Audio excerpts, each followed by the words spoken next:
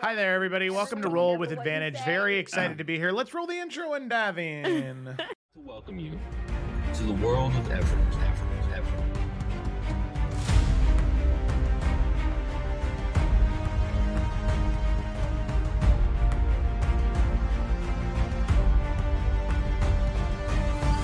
The Seekers of Insanity.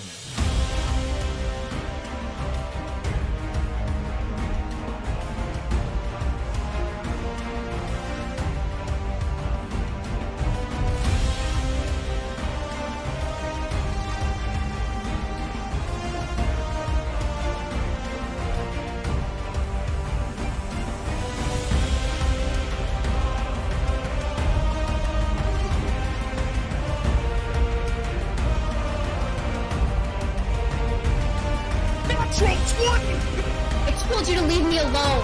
I could do this. I wanted us to live and I wanted him dead. I am so happy to see you. Every party needs a pooper. Yeah, raise the blade! John, are you having fun? And we're back. Yeah. Take it away, John. Welcome back to the Tales of oh my gosh. Whoa. I don't know what just happened. Welcome back to the Tales of Evrand, session 71, book 7, chapter. Wait, I got this. I don't need to ask. 7. Before we get back into the game, I can't do this with Nick just laughing at me. Before we jump back into the game, we always have to go over summary, and this week on summary is Felicity. Felicity, please take it away. Yeah. All right. Summary from last session in the voice of Enid.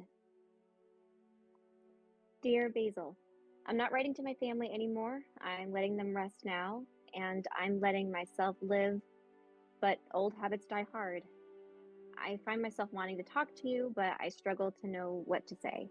So I'll just talk about everything, and I'll probably never give you this anyway. It was like a nightmare, frozen in a place, seeing someone you care about so much just in danger, and yet we could do nothing.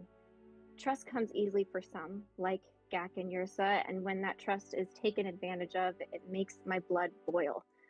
Both Mephisto, and Izeran are worthless and don't deserve to breathe another day for what they put Gak through. He handled it so well, though. I don't know what I would have done if I was put in his shoes, having to choose to keep trusting Izeran or Mephisto people. We all knew, though, deep down, neither were trustworthy. The fight with Mephisto was brutal, but the worst part was that what Gak had to do. I knew when we hurt the book that it harmed Gak, but my heart sank realizing that Gak wanted us to do so anyway. I always want to give Gak what he needs and desires, but I just couldn't. Rianne is stronger than me, though, and Basil, you are a blessing for being so prepared. We would help Gak, but not let him go. But when he passed and you casted your spell, it was too long. It was all too close. My heart was falling apart all over again, telling me this was the hurt I tried to protect you from. But you did it, Basil. Gak is home and free. Thank you. Thank you seems too empty for the amount of appreciation I hold in my heart for you. But now we move forward. I have a lot to say, especially to Gak. I'm sure we all have a lot to say to Gak. It is important to say what you're feeling before it's too late, and I'm going to be better at that. And that is the summary. Felicity. Beautiful.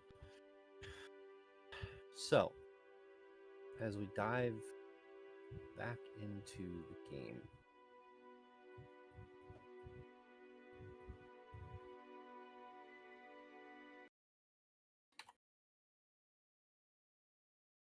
Gak,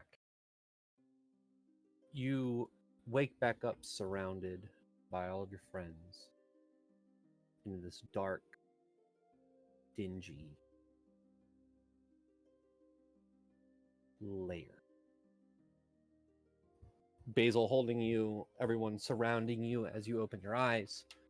Everyone breathes an air of relief as you are brought back by some sort of divine intervention.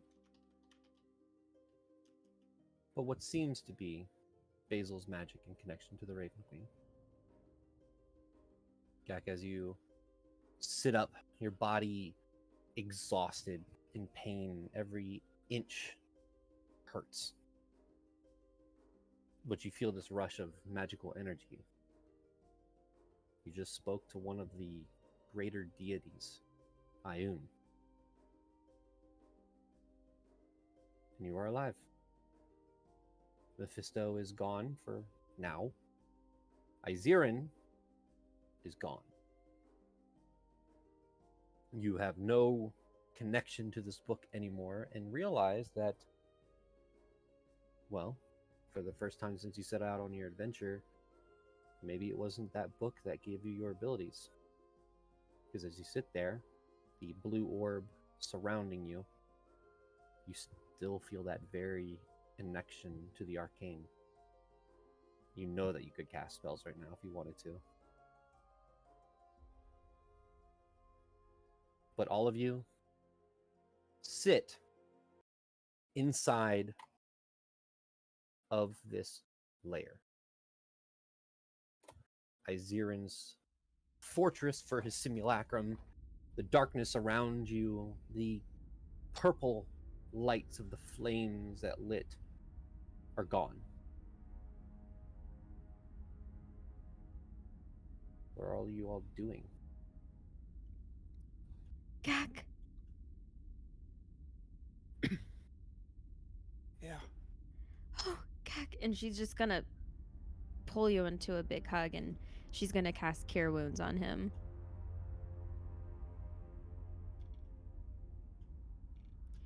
Me. I don't know which spell slot to cast Cure Wounds.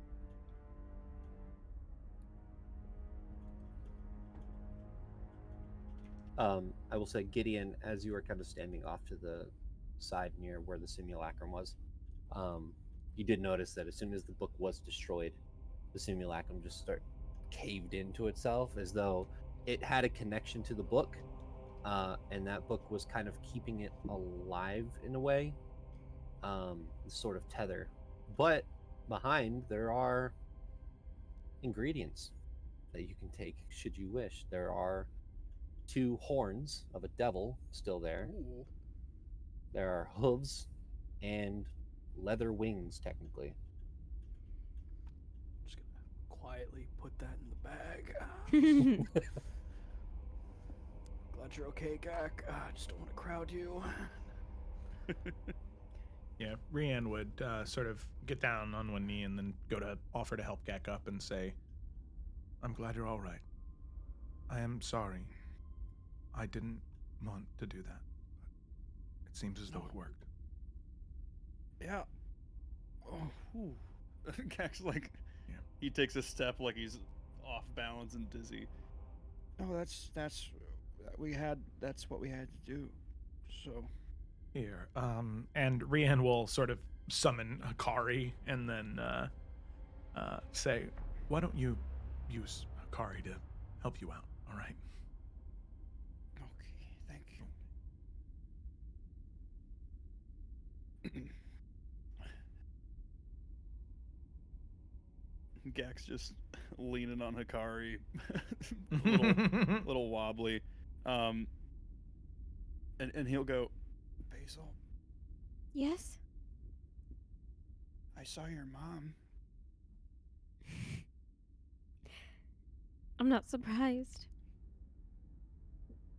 She knows you're my best friend, so I knew that she would take you back to me. Yeah. I wasn't sure if I should tell her I wasn't sure if I should tell her talk about you in front of the other one. The other one?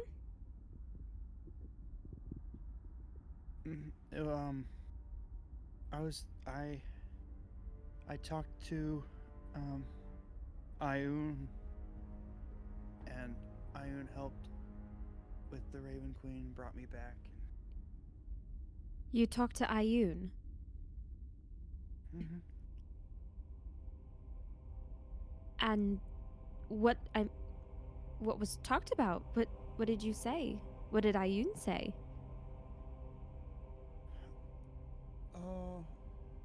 Well, first, very big house. Sure. Ioun is a very big house.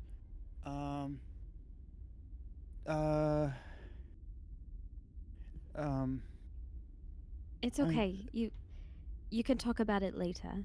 It's all right. Yeah, You're just the ball.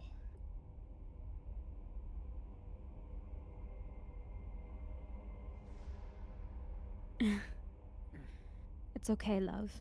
We can talk about it later. Okay. I'm not surprised she spoke to you. Later you can tell me more about her. Of course.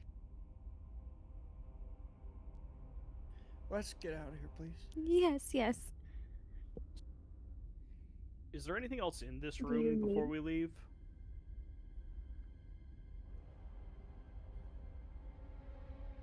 With a quick glance around, these two pits right here look like sacrificial pits that just have bones and what would be bodies at the bottom. Just bones. Very, very, very far down. They're probably about 70 to 80 feet deep. The statues around here, nothing seems to pop off. This definitely doesn't look like a place anybody like lived. It was for rituals in specific. No, there's not really anything around here. Then yes, let's get out of this room. I will say, as we're leaving, Girsa hasn't said much, but she would give Gak a hug on their way. And you can tell that she had been crying pretty heavily, but she won't say anything, just give him a really big hug. A squeeze. When Gak squeezes back, he's not like hiding anything, but he very quietly is just like, It's okay, Ursa. It was gonna be okay. Well, that makes her more sad. She doesn't say anything, but she'll give Gak like a soft little smile. And just follow everyone out. Yeah. As they're heading out, Enid would be like right behind Gak in case he needs more support. She also, similar to Ursa, had like wiped away tears and stuff. Like she had definitely been crying, but she's trying not to overwhelm Gak. But she's gonna be like right there if he needs her. Okay. I will say, as you go to look around, the gate that kept you inside is still there. When Rian cut through it, it only opened it for a time and then closed itself back up. However, with a glance around, you don't see a teleportation circle. You don't see a portal either.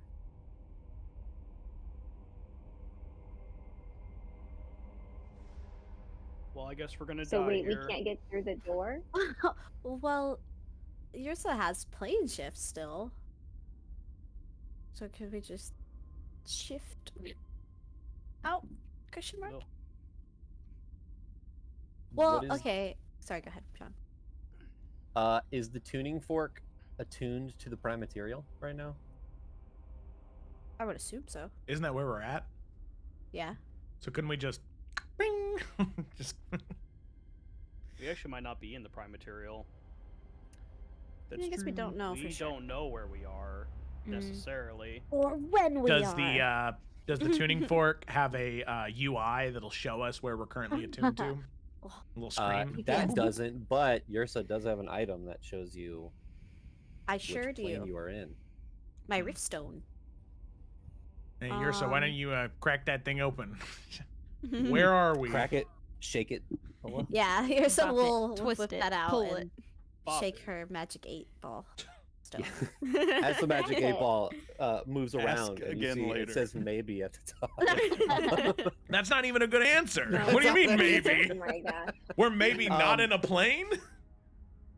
So Maybe. Yursa, as you, for the first time, having to kind of resort to some of the tools, realizing that you all walked through a portal to get here and don't know the way out. And as you kind of take the rift stone out and kind of focus in on it, you don't get back one of the major planes. You don't get back any of the elementals either. But you do get the sense that you are in some sort of pocket dimension. Oh, that makes sense. So we would have to use her staff to shift out. Potentially. Yes. Because we can't. Because there was like a teleportation circle on the tower, right? Like where we came from. It was a teleportation circle that took you from Udhas to the tower. Okay. And then you walked But we through didn't. a painting. Okay. But we didn't appear on a. Okay.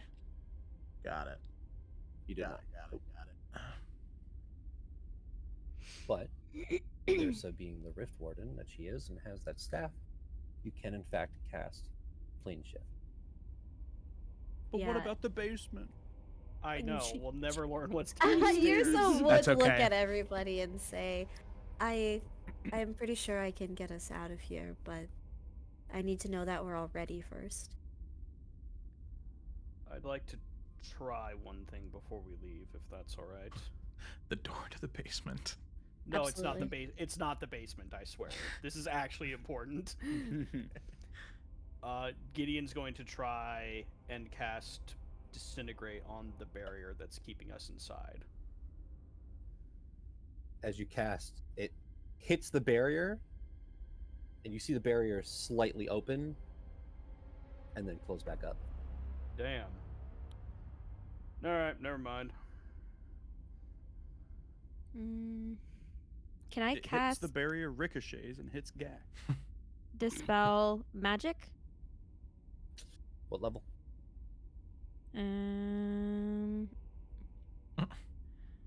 I cannot do sixth.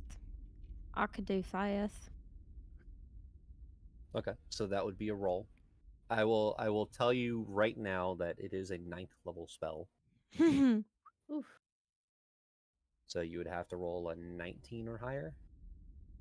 Or I Well, guess now I whatever don't your want to check is. do it. I mean, you Okay. can still do it. Okay. I mean, try it, you know? Yeah, I am. Why is this? I will say again, when you got here, there was no portal. There was no there was nothing that denoted you could walk back into it and go back to the tower.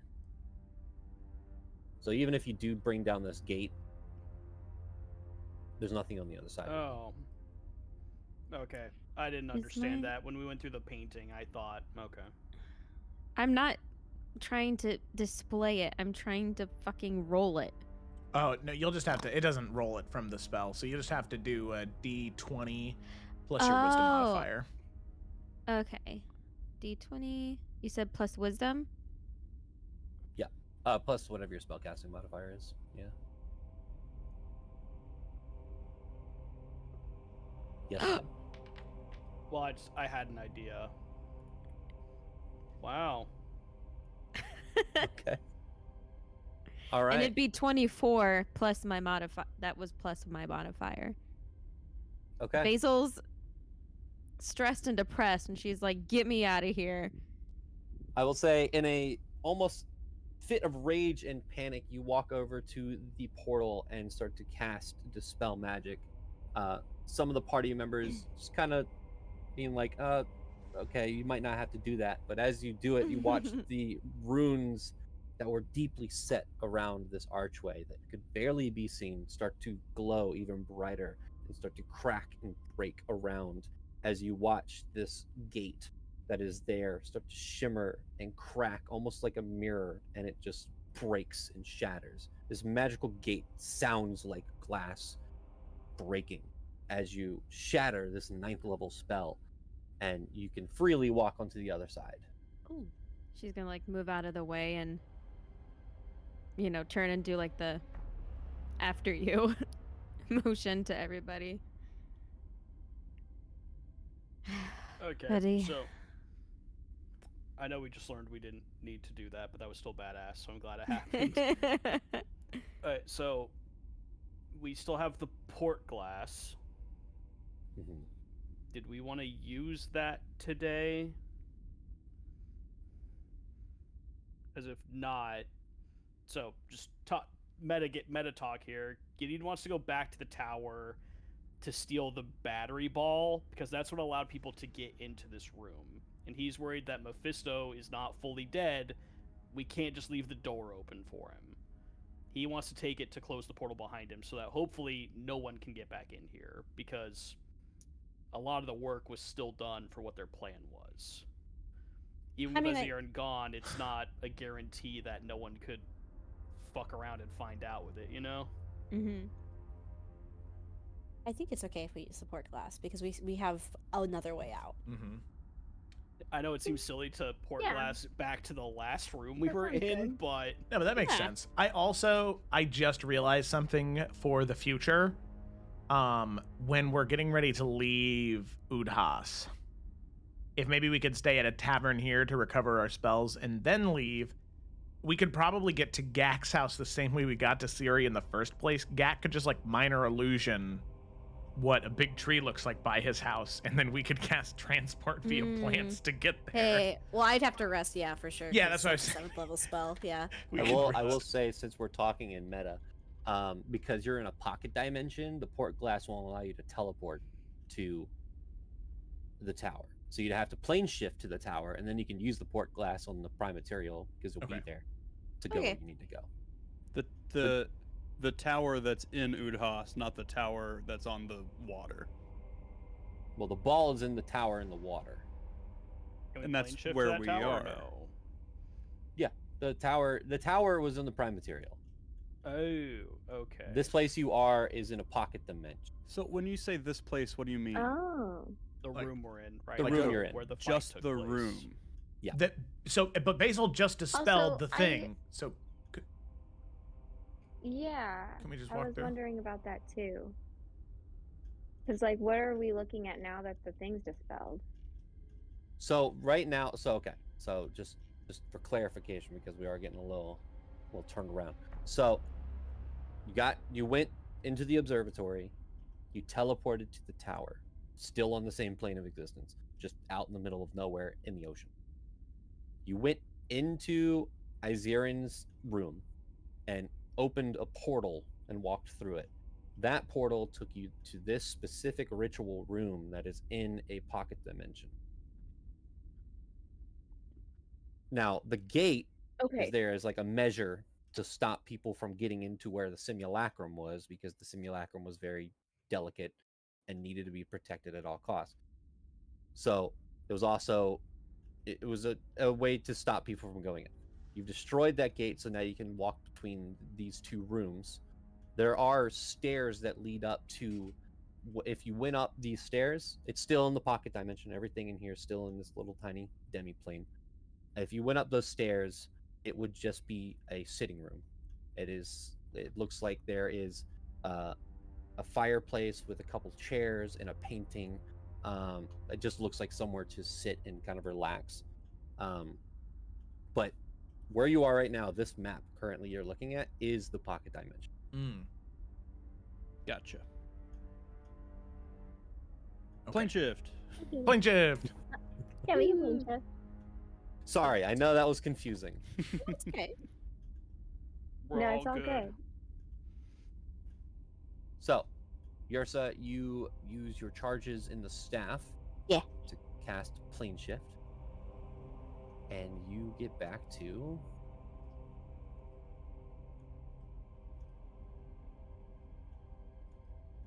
hold on.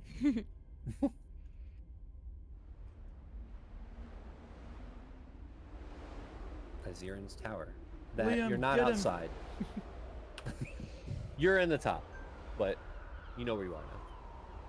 We going swimming? I'm swimming. So as you Swimming. as you plane shift back, you do see that portrait that you walked through prior. You see that ball of power of arcane that you mentioned, Gideon. As you take it out, the portal disappears and turns back into the painting of Ventus Ferrum.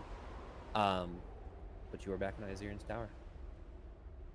Now we can go To the basement. if we want. No, it's okay. Do we want? There's nothing down there. Now, I have a sneaking suspicion that the basement just leads up into the storeroom anyway. Ooh, interesting. Well, now we gotta see. Yeah, now we got. My sneaking suspicion is because John told me. Oh. All right, let's go. John already told us the bottom one was locked and then disappeared anyway. So. Yeah. Yeah. It actually exploded when you guys left. Like, the basement's gone. Yeah, And in fact, as you teleport here now, the tower begins to collapse. No. Okay. That would be fun, though, wouldn't it? It would have been pretty fun. Is I there... mean, you want me to? I can. No, it's I can do okay. that. All right, so we walk calmly out of the tower. Did Enid want to steal some of those weapons that looked like they were protected? I mean, if people want Enid to steal it, she will. Happily. You know what? Do Sure, they- why not? do they Steal still it. look- Like, we don't have Steal it. enough money. Do they still look like they're like protected, John? Yeah. Oh, yeah. The magical armory, yeah. If you go back down there, but you'd have to walk back through the Eldridge Flora room, and all of the other rooms. You'd have to dodge a couple of Venus flytraps that wanted to eat you. Maybe they spray some poison towards you. But you get back to the magical armory, and yeah, nothing's changed in the tower. It's kind of BS. There is. I will list so, off the I items mean- if you want to try to steal them. There's a shit What ton are, of yeah, them. what are they again? Oh my There gosh. Do we is- does anyone remember one they wanted? No. I don't think we really got. Anyone want these? I think Enid just said, I would steal those if I knew they weren't cursed or whatever. Like, I probably was saying that just to be a little shit, not Yeah. to actually. Yeah. I mean, Well, I'm pretty remind sure us there was a what the whip. items are. We're here. Yeah, the whip sounded cool. I feel like there was a whip. There was an infernal whip. Pretty cool. Blades of Chaos. That is cool. I will tell you these items because it'll go a lot faster if I do. There's a Hellforged Rapier. Okay. There's an infernal whip, a Mace of Disruption, Wow. a Star-Forged Bow, a Oh. breastplate of the Molten Core, boots of Elven Kind, Oh. a shield of, well, it's called Diabolic Aegis. Okay. And then there's also a horn, a ring of free action, goggles of Oh. night. There are multiple different scrolls. There is a soul coin, a wand of secrets, an Damn. infernal compass, Damn. and a brazier of fiendish These are summoning. all so good. God damn. I want to steal them all. We could say that she took Gak's bag of holding with her. And then steal them all. Scoop, scoop, scoop, scoop, scoop. Scoop them up. All right, you know what? Fine. You guys steal all of the items.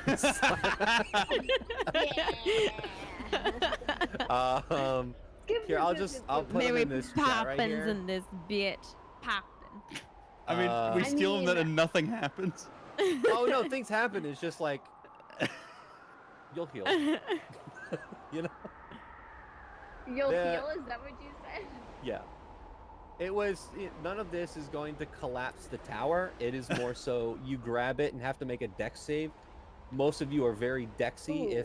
If Enid wants to be the one who does it, just poof, really quick. Yeah, I'll just stand I'll next to do 'em Enid. all. I'll stand next to Enid and give her +4 to the saving throws. Yeah. I'll do them all, baby. I'll be there How many do to I gotta roll? cure wounds. I know it's a little hand wavy, but you know, sometimes. Kayla, are you good? Kinda- I'll roll them. I'm just doing my thing. Okay. No, I'll have to make I'm stat blocks swimming. for all of these. Yeah, I'm but swimming. There are all of the items. I'm swimming. Swim plan. I'm swimming. Oh wow, look at these. Where'd you post them at? The items chat in Evrand. In the Discord. Okay. Cool. Yeah, and we can look at those later. Look at all that stuff we have. All right, cool. Cool. These are sick. Cool. It's Cool. You know, spoils Damn. of killing a arch devil and a archmage, I guess. Yeah, that's what you get. For everyone watching at home, this stuff's really cool. It's pretty sick. They don't need to know about it. It'll come up in campaign or it won't. Oh, Depends on man. what we More sell than for likely money. not. There's so much stuff. Gak will use every single one of these things. Yeah. Every episode is something. Just on rotation, whip, Yeah. mace, Yeah. shield. Boots. I'm gonna use the boots. I'll say, yeah, over the next hour, you can steal every single one of these items. I'll say all of you take 10 damage from the various amount of traps going off. All right. Cool. But you already beat the boss, so, you know, there's no point. Okay, John, what's in the next room that we can steal? Oh, yeah, so like the alchemical lab. Oh, don't ask me that, Nick. I got items for every single fucking room. I say we leave. You sure? Yeah, let's go. Yeah. You want? Let's go. You want some potions? Or We'll just take it wow. all. Just I we'll mean, take yeah. 10 more damage and just give us whatever you have. And we'll check it out at home when we are safe. This is the same energy as giving you an option to go up or down. Just take it all. Just take it. Okay. Yeah. So, port glass. Who has that, by the way? Is that Gideon? I think Gak holds on to it because of his bag of holding, but I will say, with all of the stuff you just stole, the bag of holding is near capacity. good to know. I thought it was Yeah. a bag of holding. I think it can hold up to like. Aren't those bottomless? No, they have a. It's not. They have. It's not mimosas during brunch. Yeah, they have. They have an LBS Why- limit for sure. Why can't it be?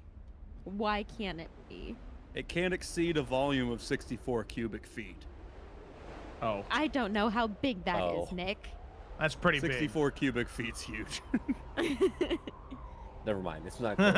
Never mind. We're probably about quarter capacity, honestly. Yeah. Everything's stacked up against each other. Yeah, you're good. Where are we? Just port go in there and blasting to?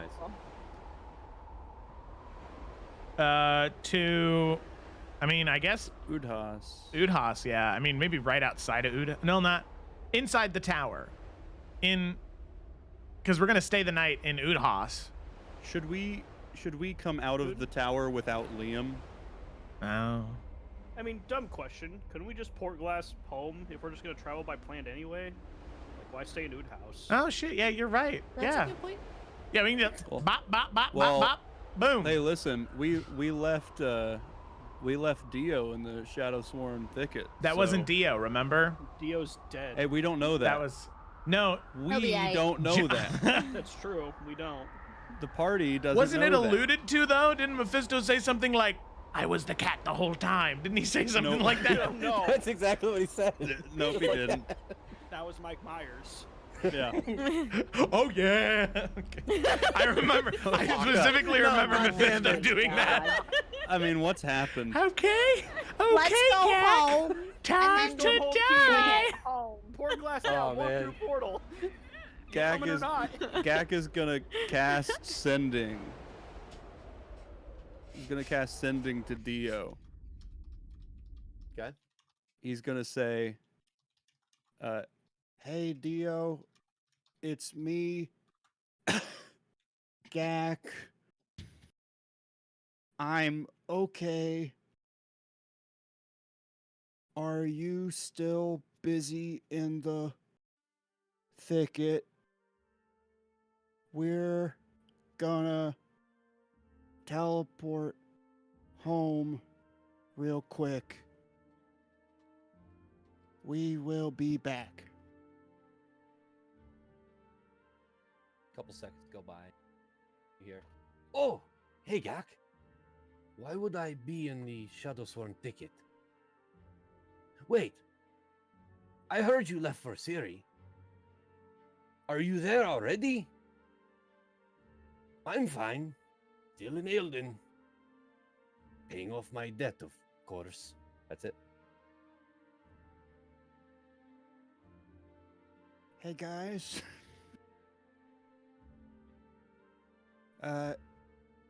So Dio's still in Eilden. What? Yeah, Dio said he's in Eilden, so he didn't come with us. So then, was Dio Mephisto the whole time? I think Mistopheles was the cat. You set yourself up for that one, John. Yeah, you really did, you son of a bitch! You really did, big dog. With peace and love. Gideon goes, you know, that explains a lot, actually. Yeah. No. Is that why he attacked Gideon right when we got off the ship? Probably. Oh my goodness. Maybe that's why he wasn't as good at sneaking around and got caught. Yeah, and why he threw his hat By the through a wall Goliath. of fire to try to make a hole that he could jump through. Yeah. That was Mephisto? Really? Mephisto could have just walked through the fire. He's not very smart, honestly. Well, I mean, when you think about it, he's very smart. I mean, he could have taken no fire damage, and he took some. That's true. It was keeping up appearances. Yeah. I know, but he was so incredibly useless when he was with us. It's pretty crazy. Oh, I think know. that we should And he, just like, go home. Needed us to make sure we got there, so you think he'd want to be more helpful. Yeah, that's okay. That's okay. That's okay. I'm gonna sleep in my I own guess we bed go tonight. home. Let's go. Home. Home.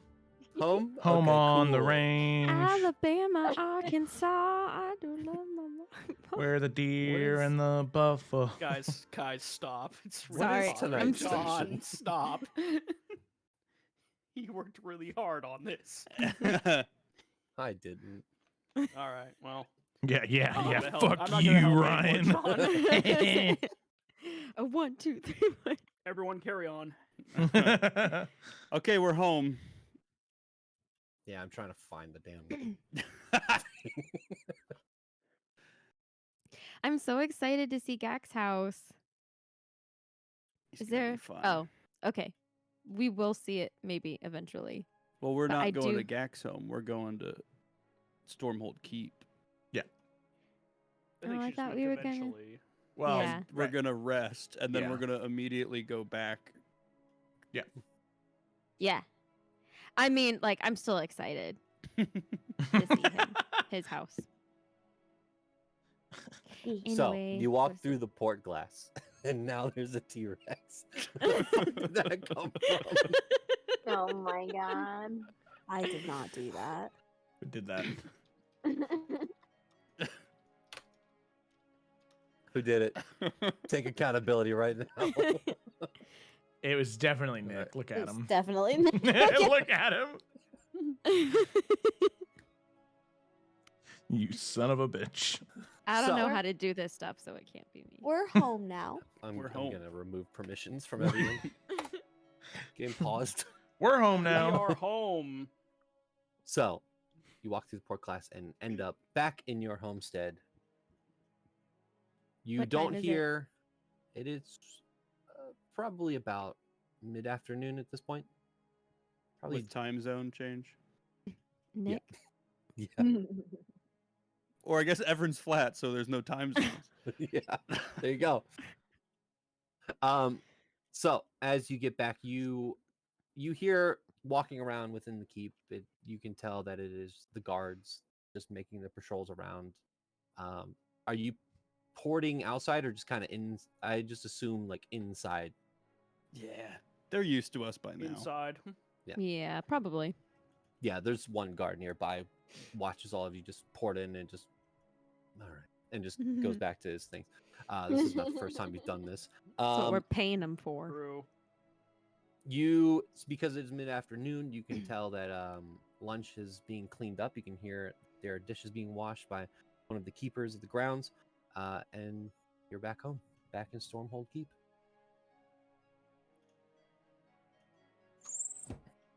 Do we see any of our friends like Clara or I don't know, just any of the named PCs around? You don't see Clara. You don't see Ulfric. You could possibly find. Oh God, I'm blanking on his name. Romulus. Yeah, Romulus. You could probably find him.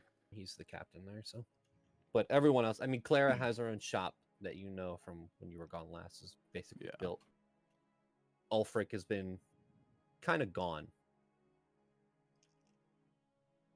Basil's probably going to she probably should like take a friggin' bath and sleep, but she's gonna go around the side of the keep to her garden and just see how it is, maybe tidy it up a little bit if needed. Yeah. You could tell. I mean, you've only been gone for maybe a week at best. The garden is still fine, and it could use some trimming here and there, but overall, it's good. Same for Ursa's. Woo. Woo. Gak is gonna find Romulus as they're walking through. Oh, welcome back. Hey, thank you. How long was Dio with you? Do you mean how long he was here in the keep?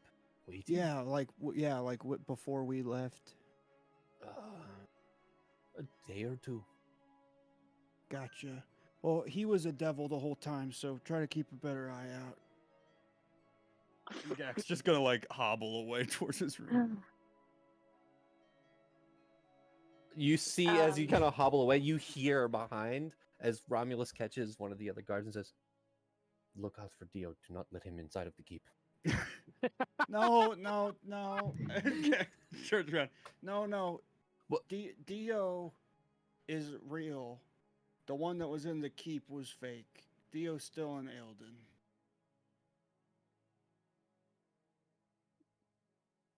But okay, but if Dio comes back, Yeah. we are to capture him. Enid's gonna come up to help. Just like notify us when people show up so we can kind of help you out, okay? Understood. If people show up and you are not here, how do I notify you? I'm sure Clara has sending. Gideon will pull out one of his seeker stones and toss it to Romulus. You can call me on that. This will help greatly. Thank you. I will make sure to let all of you know when Zoan arrives. Thank you. I apologize that Dio is a devil. No, you're okay. It's not your fault. I'm really tired. I died.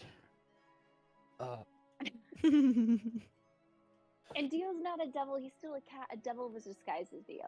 Yeah. Yeah, the more you guys talk, Romulus is getting even more confused. He turns around and kind of have a good rest and turns around and kind of walks off, shaking his head. I don't think. Gak, do you need anything?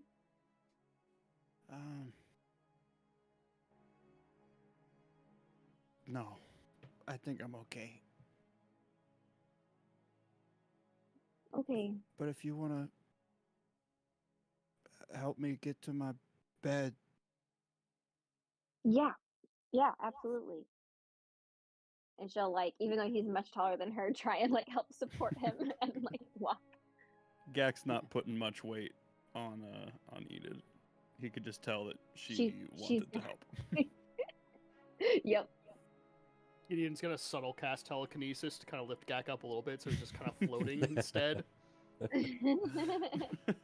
Enid's like, wow, he's a lot lighter all of a sudden. I'm pretty strong.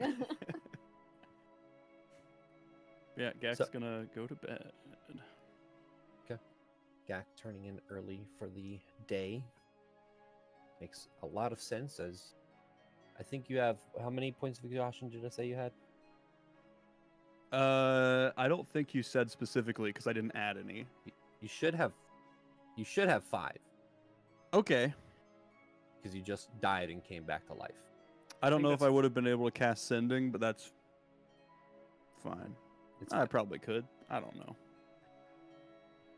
Speed reduced to 0, so. Yeah. It's okay. Hikari was helping you along the way the whole time. Yeah. With that, you can tell. Is everyone else kind of just going to their rooms, or is anybody doing anything else? I mean, I have a thing I wanted to do, but I wanted to see if anyone else wanted to do stuff first, because it would definitely be probably later in the day or night. I did want to talk to Yursa at least at some point this session. So if tonight's, I don't know what's the plan for this session. So if now is the best time, I would love to have that conversation. Yeah.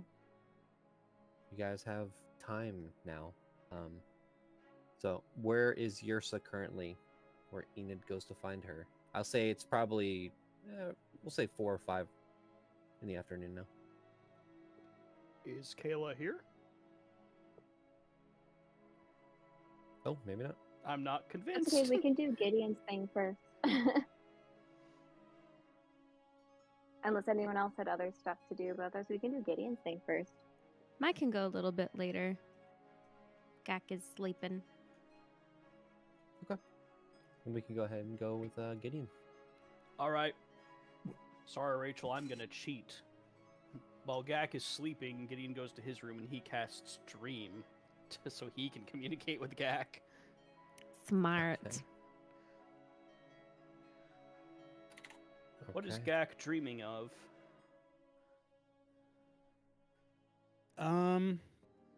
Honestly, Gak is probably dreaming of Ioun's hall.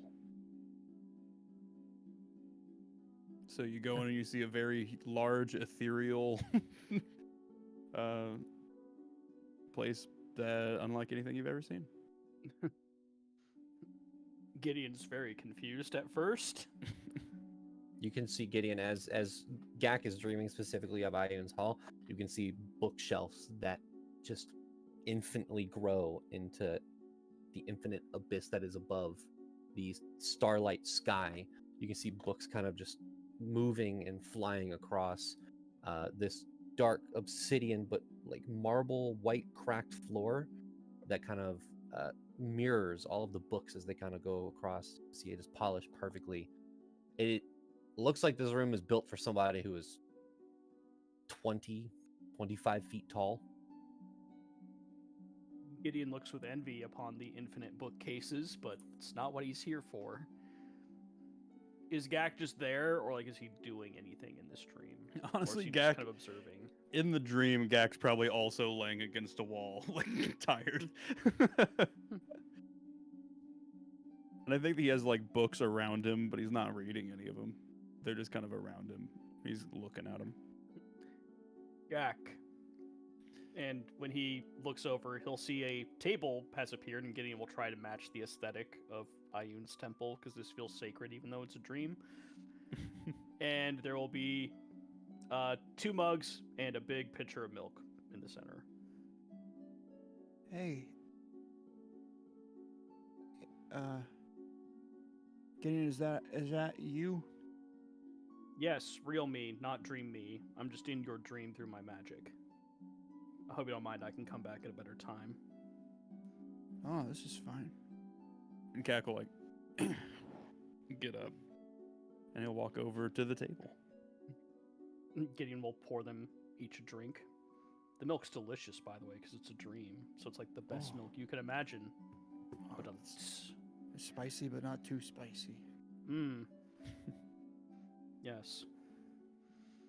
I didn't want to interrupt your rest or your sleep, but I figured your body could still heal this way while I checked in on you. How are you feeling? I'm tired, but I'm feeling okay. This is really cool. Thank you. It's the first time I've successfully done it. I've been practicing, but here we are. Here we are. I know physically you're quite tired and still injured and battered. I wanted to check on how you yourself were, though. I think I'm okay. It's a lot of stuff happened, but you know,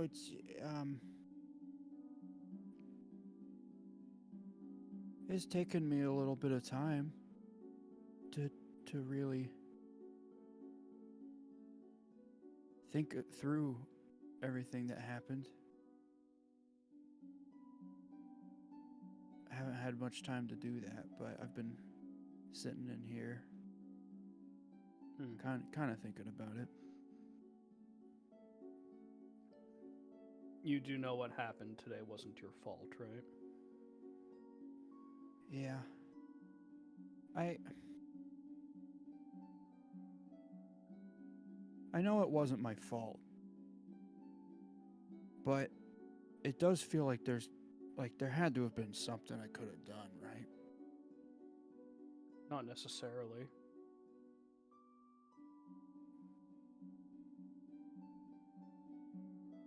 Yeah, people make mistakes or wrong assumptions daily.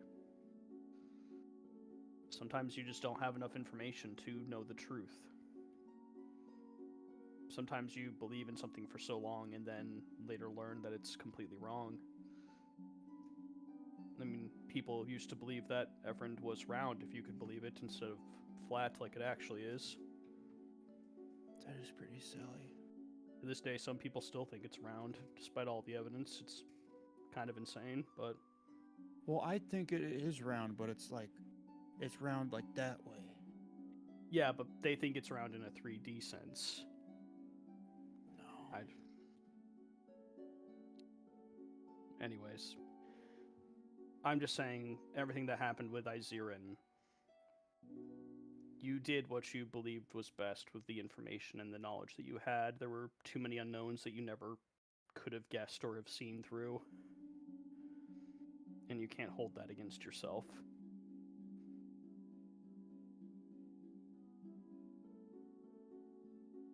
I'm sure that at some point I won't. And I don't think it was my fault. I don't know. It's just hard to look back and think of all the things that you could have done to try to stop it, and I know I didn't know and all that stuff, but sometimes it feels like not knowing isn't a good enough excuse.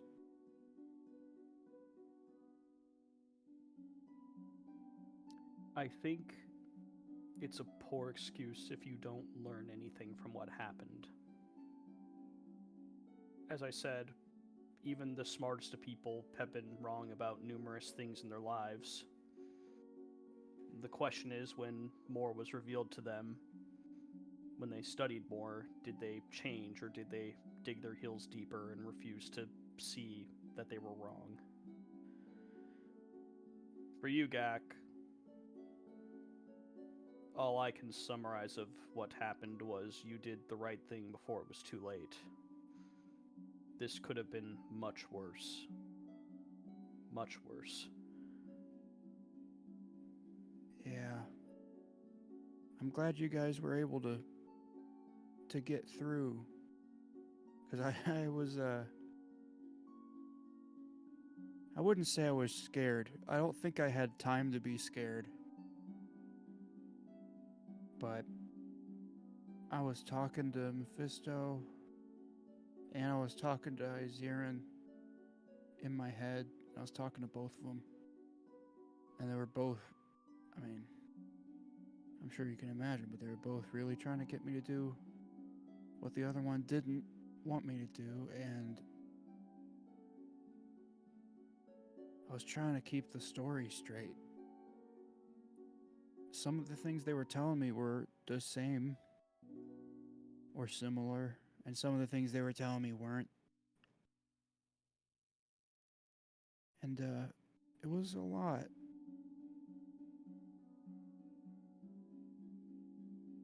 Well, devils are known to be some of the best liars, and frequently the best lies are completely coated and surrounded by the truth. It's easy to lie when only 1% of the narrative is different.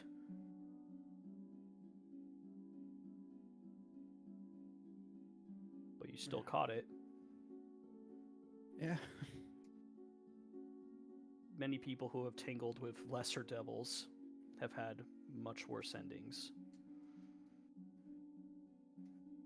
Well, I wouldn't have been able to do it without all of you guys.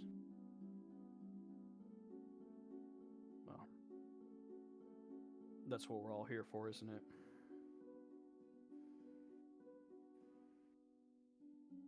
I think we all feel that way about each other. Yeah.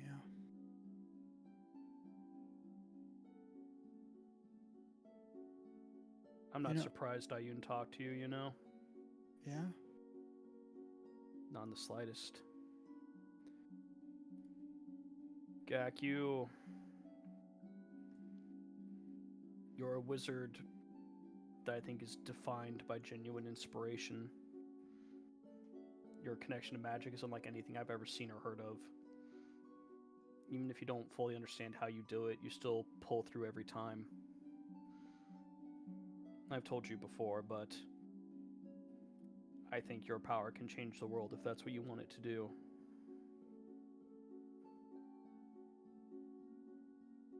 Well, I don't know if change is necessarily what I want, but change for a good, yeah.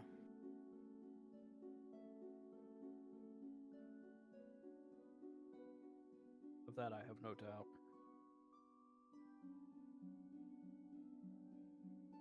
But hey, you and me, we're already one step to better in the world. What makes you say that? Well, we just gotta write a little bit more and we'll be able to put it out there and, you know, people have what they need. Yes. To start at least. Next time we share a watch, perhaps we can discuss a little bit about my progress. I think you'll enjoy it. Yeah. Well, I know your body is healing, but so should the mind and spirit. Well, if you'd like, I can stay, or if you need some time to yourself, I can depart. Well, real quick before you go, I was thinking about it, and I know it seems to be a common thing with our family about finding out stuff that we didn't know. Like Rian didn't know about his family tree. You know, Basil didn't know about her mom. Mm-hmm. I feel like the things that you and I didn't know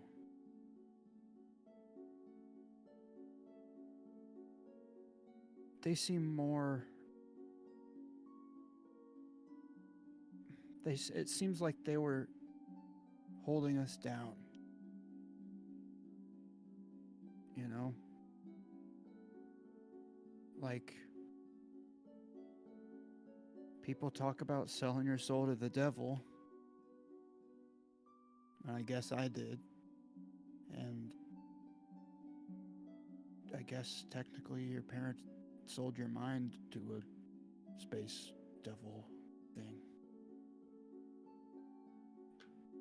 Yeah.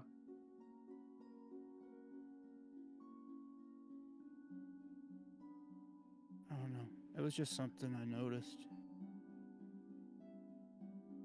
I I think you and I achieved a lot, even with the restrictions and the challenges that we were faced with.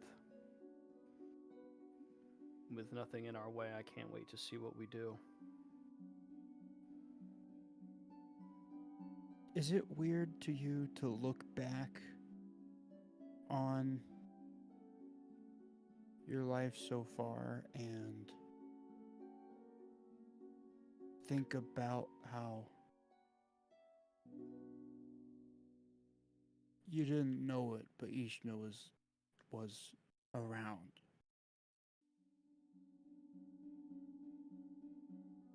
Gideon kind of thinks on that for a second. Maybe not around, but involved.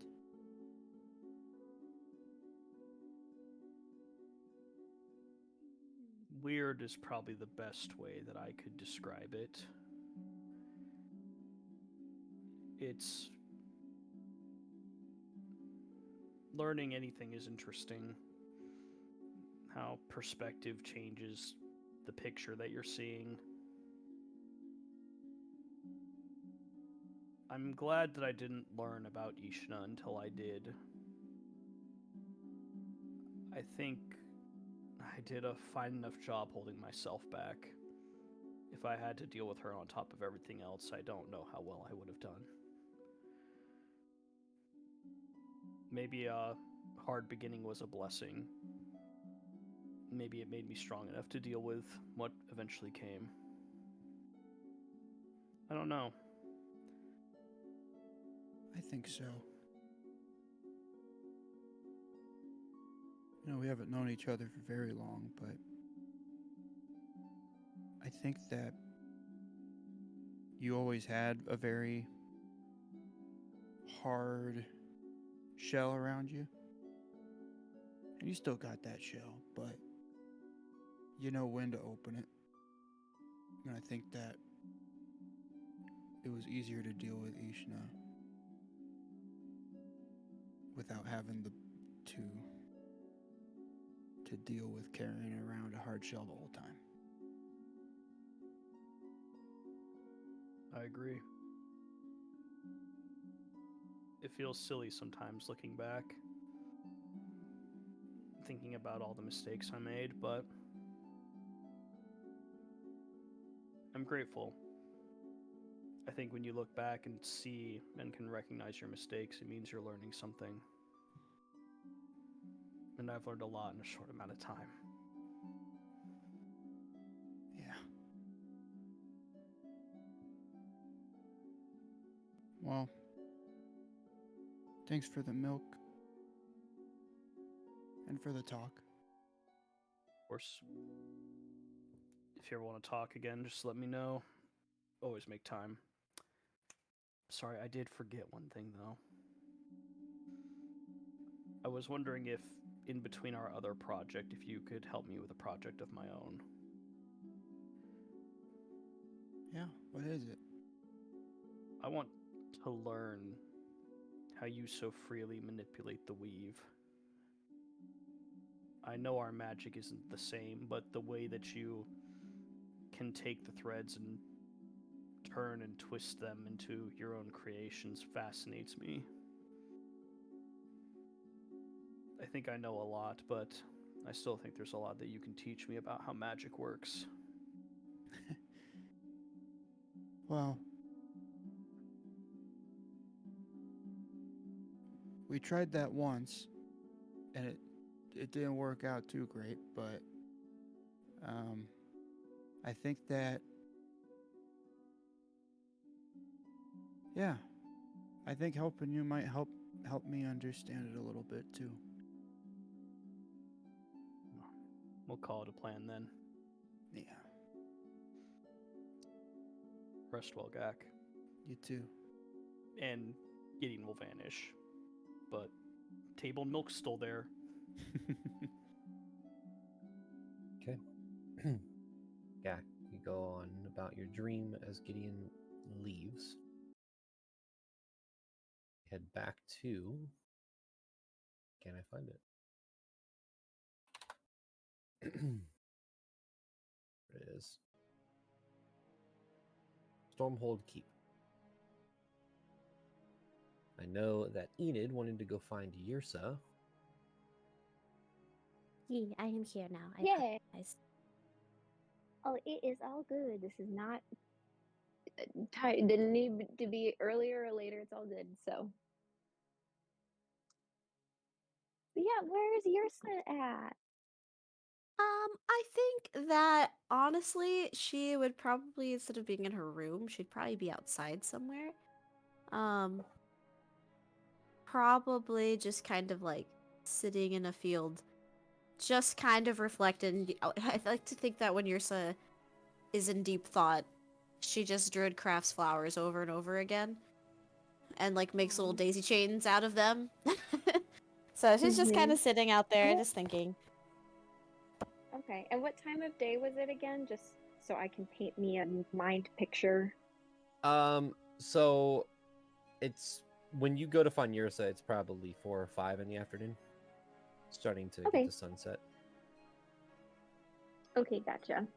Yeah, she'll just walk on out there, and as she approaches Yrsa, being sure not to like step on any of the flowers, she'll just say, "Mind if I sit with you?"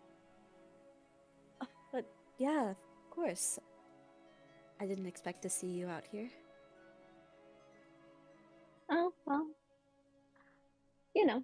just lots on all of our minds. How are you with everything? Well, I mean, I'm all right as I can be.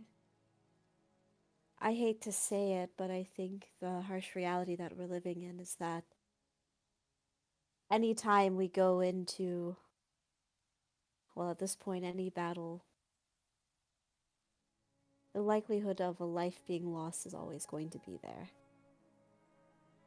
Does it make it any easier? No, of course not. But I think I have to find a way to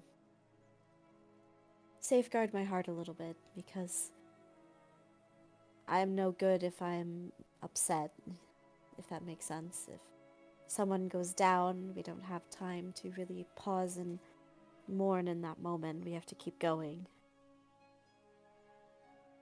But I think it's much easier said than done. What do you do though to safeguard your heart? Or is it not something you can put into words? Well, I think it's different for everyone. I think for me, I have to remind myself why we are doing what we are doing. That it's bigger than just us. It's about everyone. And so, no matter what happens, I know that the lives of my friends are not being lost for a worthless cause or in vain, but we are sacrificing ourselves every day for, I suppose, the greater good of everything.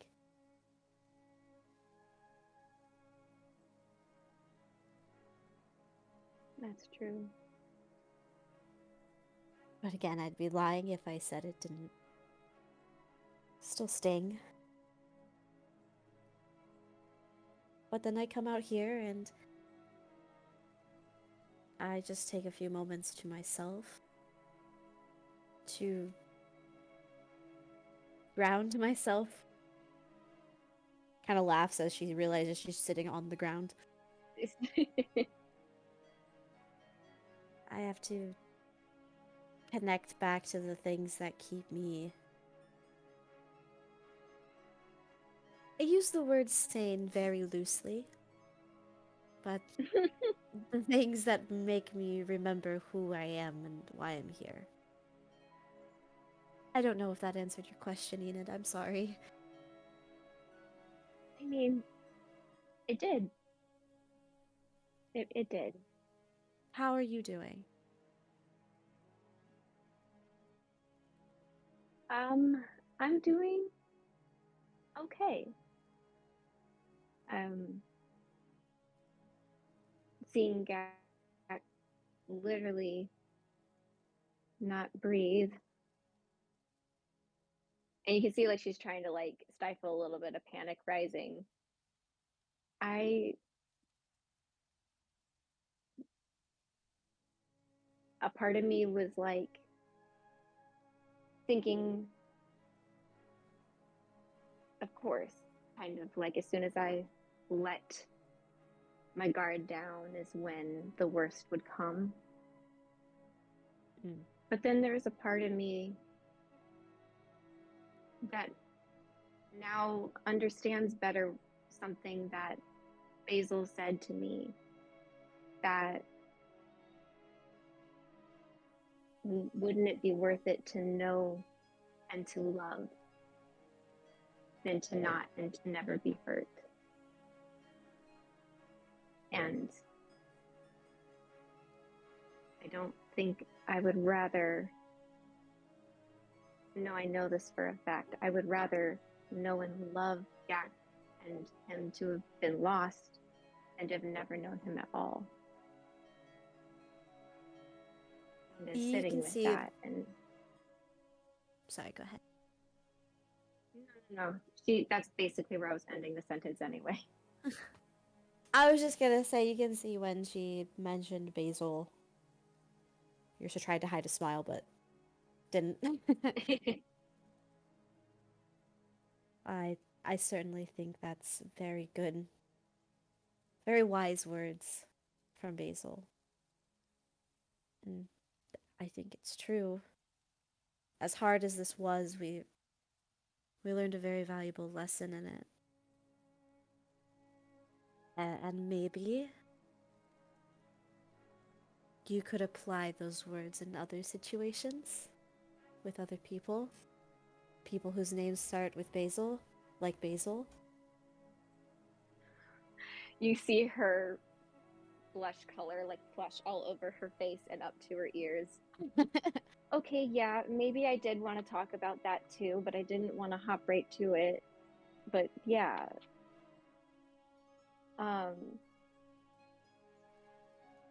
I don't know. I know you and Rian kind of maybe have gone through maybe similar stuff, that maybe, or maybe you specifically have gone through some similar emotions that I have.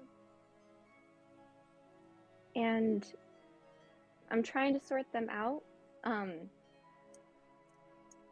because I don't know, it feels like the fog is completely lifted over my mind, and seeing there, standing there clearly is every one of you, but at the center is Basil, and the light is shining from her direction, and I just want to run to it, but I don't want to scare her. And I don't even know why. It's just this sudden pull and desire, and I'm feeling like just very overwhelmed, and I don't know, and I need help. Clearly. Well, I don't know if I'm the best person to be giving this kind of help, but I can tell you what I do know and what I do see. And between you and me, I said something very similar to Basil. But I think what is scaring you the most, Enid, and what you are afraid of is that you are afraid to be comfortable around her. That comfortability scares you. Because you can be who you really are and not have to worry about being judged, or you just be yourself around Enid or Basil. And it's a scary feeling to know that you want to give love to someone. It's a scary feeling to love a little bit more than you ever have before. But I think Basil said it best. How are we supposed to know what's going to make us happy if we don't take the risk? How do we know what being comfortable is like if we live our whole life uncomfortable?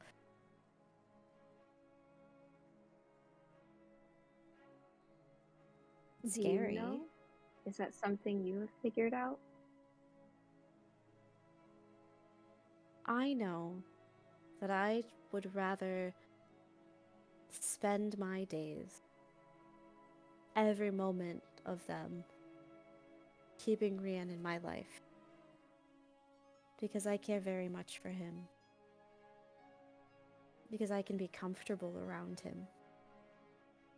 I can be me and not have to worry about anything. That's what I know. Is it scary when sometimes he says very silly things? Things that I don't necessarily always think are true. Of course it is. And I don't know what tomorrow holds. But I know how I feel. And I think that's what's more important.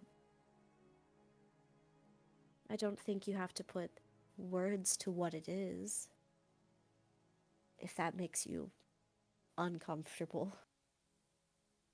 But you can just live the feeling of it, if that makes sense.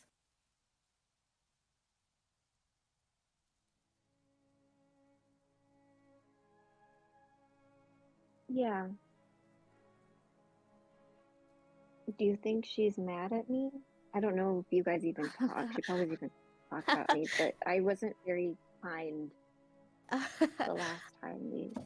Aiden, I think it's quite the opposite. I think she is so afraid that you are mad at her. She's so, she thinks that she has ruined everything and has messed it all up. No, what? And No, she just no. Oh wants my to God, give that you was me. space. I did all of that. I think that both of you are thinking way too hard about this. It's not about what's going on up here. And she taps your head. It's about what's going on in here. And she taps your chest. So stop thinking so hard about it.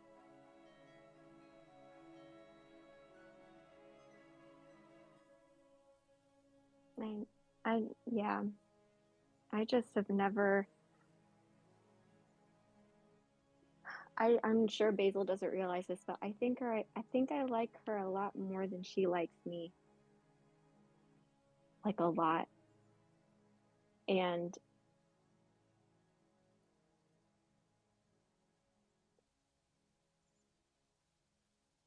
I want to give her everything, and I don't know how.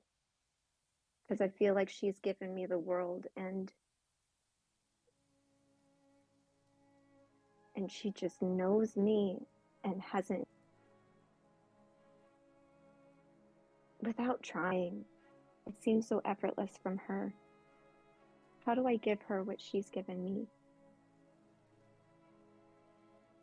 Well, that's the thing, Enid, you already are. I mean, she sat in a very similar way and said almost the exact same things you are saying now. That's what I mean. You both are so worried about the other person giving more than what you can give when all you want is each other. That's it. There's no but what if or I can't. It just is. The two of you just are.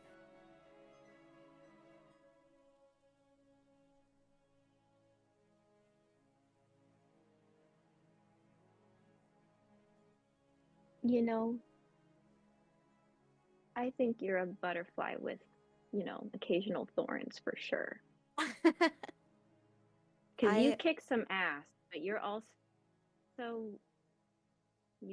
just bring a lot of joy and wisdom, and what the heck? I mean, I tend to fly, but I can bite a little bit too. But Basil taught me that.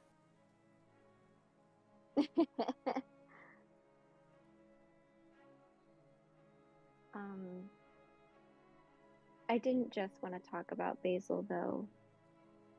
I don't know everything about your story because everyone respects, for the most part, people's privacy here in our group. But I can't help but put some pieces together along with noticing your, and she like gestures to yours is like, I don't know how much they're visible, but like the scars on her wrists. Yeah, you can tell like she's a jewelry girly, but Yeah, they're purposeful, the bracelets that she wears. and obviously you don't need to tell me anything, but I just want you to know, as someone else who carries scars of their hardest days or days, I'm sorry. And it sounds like we have to face that person, people. And even though, you know, how I reacted to mine, I want to support you through yours in whatever way that would make you feel safe.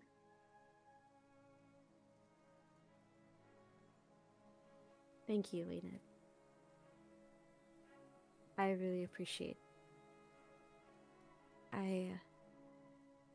I've learned in the last few months with everyone that there are some people like Oberyn, who are very sad, angry, violent people. But deep down inside, they want to change, but they don't know how. But then there are people like Vandarin who don't want to change, but they know how. They choose not to. I've also seen some of my dear friends confront people who have tormented them, shaken their realities, almost killed them. And I've seen how it's been handled with what I would consider compassion, rather than just brute violence. And I feel like I've learned a lot. And when it comes time for me to see him again, I feel like I know now what needs to happen. It's going to hurt, but I don't think I'm going to be afraid anymore. And do you mind if I ask what you think needs to happen? You see, she smiles. That I think you'll just have to wait and see. And she kind of takes your hand and squeezes it.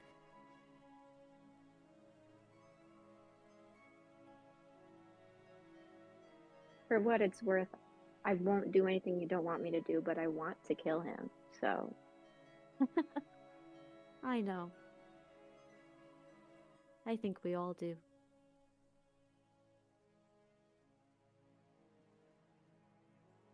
See, not to make us feel better, just because, man, he sucks.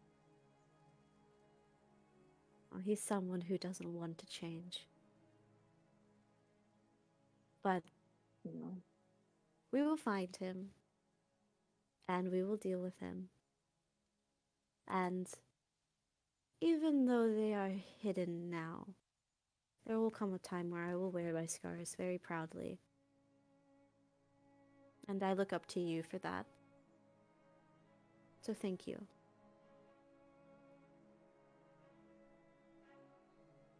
And like in that moment, I think like the heartbeat bracelets or friendship bracelets, I think Enid would want to like connect on that and like squeeze Yrsa's hand. And after they sit there for a little bit longer, Enid will say, I have had this urge to bake brownies for Gak, and I'm like, not sure why exactly, besides that he's, you know, tired and deserves a brownie. But do you want to help me do that? Unless you need more time out here. I would love to help make brownies. That sounds wonderful. Okay, thanks. It's always easier with two people, so. Yours is already standing up. She's excited. Yay! Brownie time! Maybe we can make a special batch for Basil too. Yeah, we should. We should do that. Yeah. Yrsa just looks at her. And she's just like smiling. She's like, you know, when someone says your crush's name and you just can't stop, like you have that little like curl up to your lip, even though you're trying to conceal it. She's like, yeah, we can make some brownies for Basil. That'd be nice. Squirrel's hair. Yeah, Yrsa would go help make brownies. Yay! With lots of fudge. Also, LOL special batch. Well, you know, I was trying to say it in a way where it wouldn't come out like that, but I mean, Basil totally would eat the special brownies, though. Like, let's be Basil real. has her own special herbs, so I feel like Yrsa and Basil's powers combined, they could. Can you use Druidcraft on that? I don't know. You're telling me that Yrsa wouldn't partake? I feel like she would, though. Like, I totally feel like She she 100% would. Bro, She and Basil would just be Two of you hanging would out put someone making out of flower commission crowns. for like a week. I'm telling Someone would be done.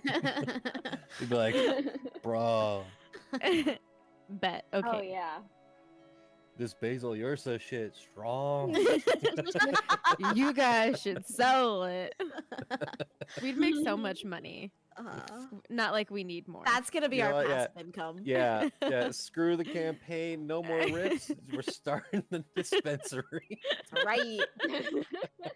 Okay, but epilogue, John. Being wise dispensary. These brownies are insomnia, man. Are Oh my god. That's a good one. So, as the two of you get up and start to walk inside, Gak, you find him already in the kitchen. What? He's awake? Hi, Gak. What you doing? Oh, I was about to come get you, Enid. Uh-huh. I was gonna ask if you wanted to make brownies. Oh my gosh, Gak, I was actually going to make some brownies for you. I thought you were too tired. And Gak will just kind of smile, and he'll look at Yrsa as well. May I join on the brownie making adventure? Yeah, if you're okay with you two doing most of the work. I feel like I Yes, can handle that. You can. We need our official taste tester who sits in that chair and relaxes. We will bring you various spoons of batter. Okay. And as Enid pulls up the chair and Gak sits down in it, she's gonna like wrap her arms around Gak's like shoulders and everything and say, I just need you to know that I love you a lot, okay? I love you too, Enid. Yeah, and then she's gonna make some brownies. Let's bake. I'm baking. You all. What does it say? Just make brownies with Enid again. It's just like you 3 bake and bake hours, and Enid, you don't know why you had this strong urge to do so, but you slowly start to gain back this memory you lost in a tower not so long ago. Really? The first time baking brownies with Gak. Oh, she's like, this is something that happens to me, so I wonder if everyone else does. But like, you're in the middle of like maybe yours is telling a story, and then she has that brain blast, and like she starts to well up with tears in her eyes, but just tries to keep going through the motions, like stirring the batter, and she's like, yeah. With that, continue baking. I assume we are dispersing these brownies amongst the party. Everyone gets some. Of course. So at a certain point in the evening, Rian, Basil, Gideon, you would join up and eat some of these delicious brownies with the rest of the party in the dining hall. Around this time, however, there is an individual walking in as you see Clara as she kind of walks in and goes, "Oh, I'm not interrupting anything, am I?" No. Hi, Clara. Hi, everyone. Here, I come just sit Want a down. brownie? Yes. And she kind of walks on over very quickly and grabs a brownie and starts to eat it very quickly. I've been studying and doing all kinds of things down in my workshop. I forgot to eat. And she eats another one. I heard you guys were back. How was the trip? That bad, huh? Well, I feel like this is always the answer, though. It's Isn't becoming a normal thing, yeah. Right. Yeah. I feel like nothing has really changed when, but... Well, did you I find guess what you were looking for, or do what you went to go? we, in a roundabout way. And Gak will, from his pocket, set the orb down on the table, and as soon as he lets go, it starts to float around him. Oh, you got a new item. Yeah, kinda. It's like the one I've had. Wait, I don't have the book anymore. What happened to the book? Do you want the long version? No. Oh, I didn't give you the option. I just asked it if you wanted the long version. Well, I said no. Yeah. That's okay. That is how you answer that I mean, question, the short Gak. version. Short version. The short version is that it's evil, and devil. Okay. I think okay. How did you destroy the book? It was an artifact, wasn't it? I remember looking at it. It had so much magic. Yeah. Rian just kind of like...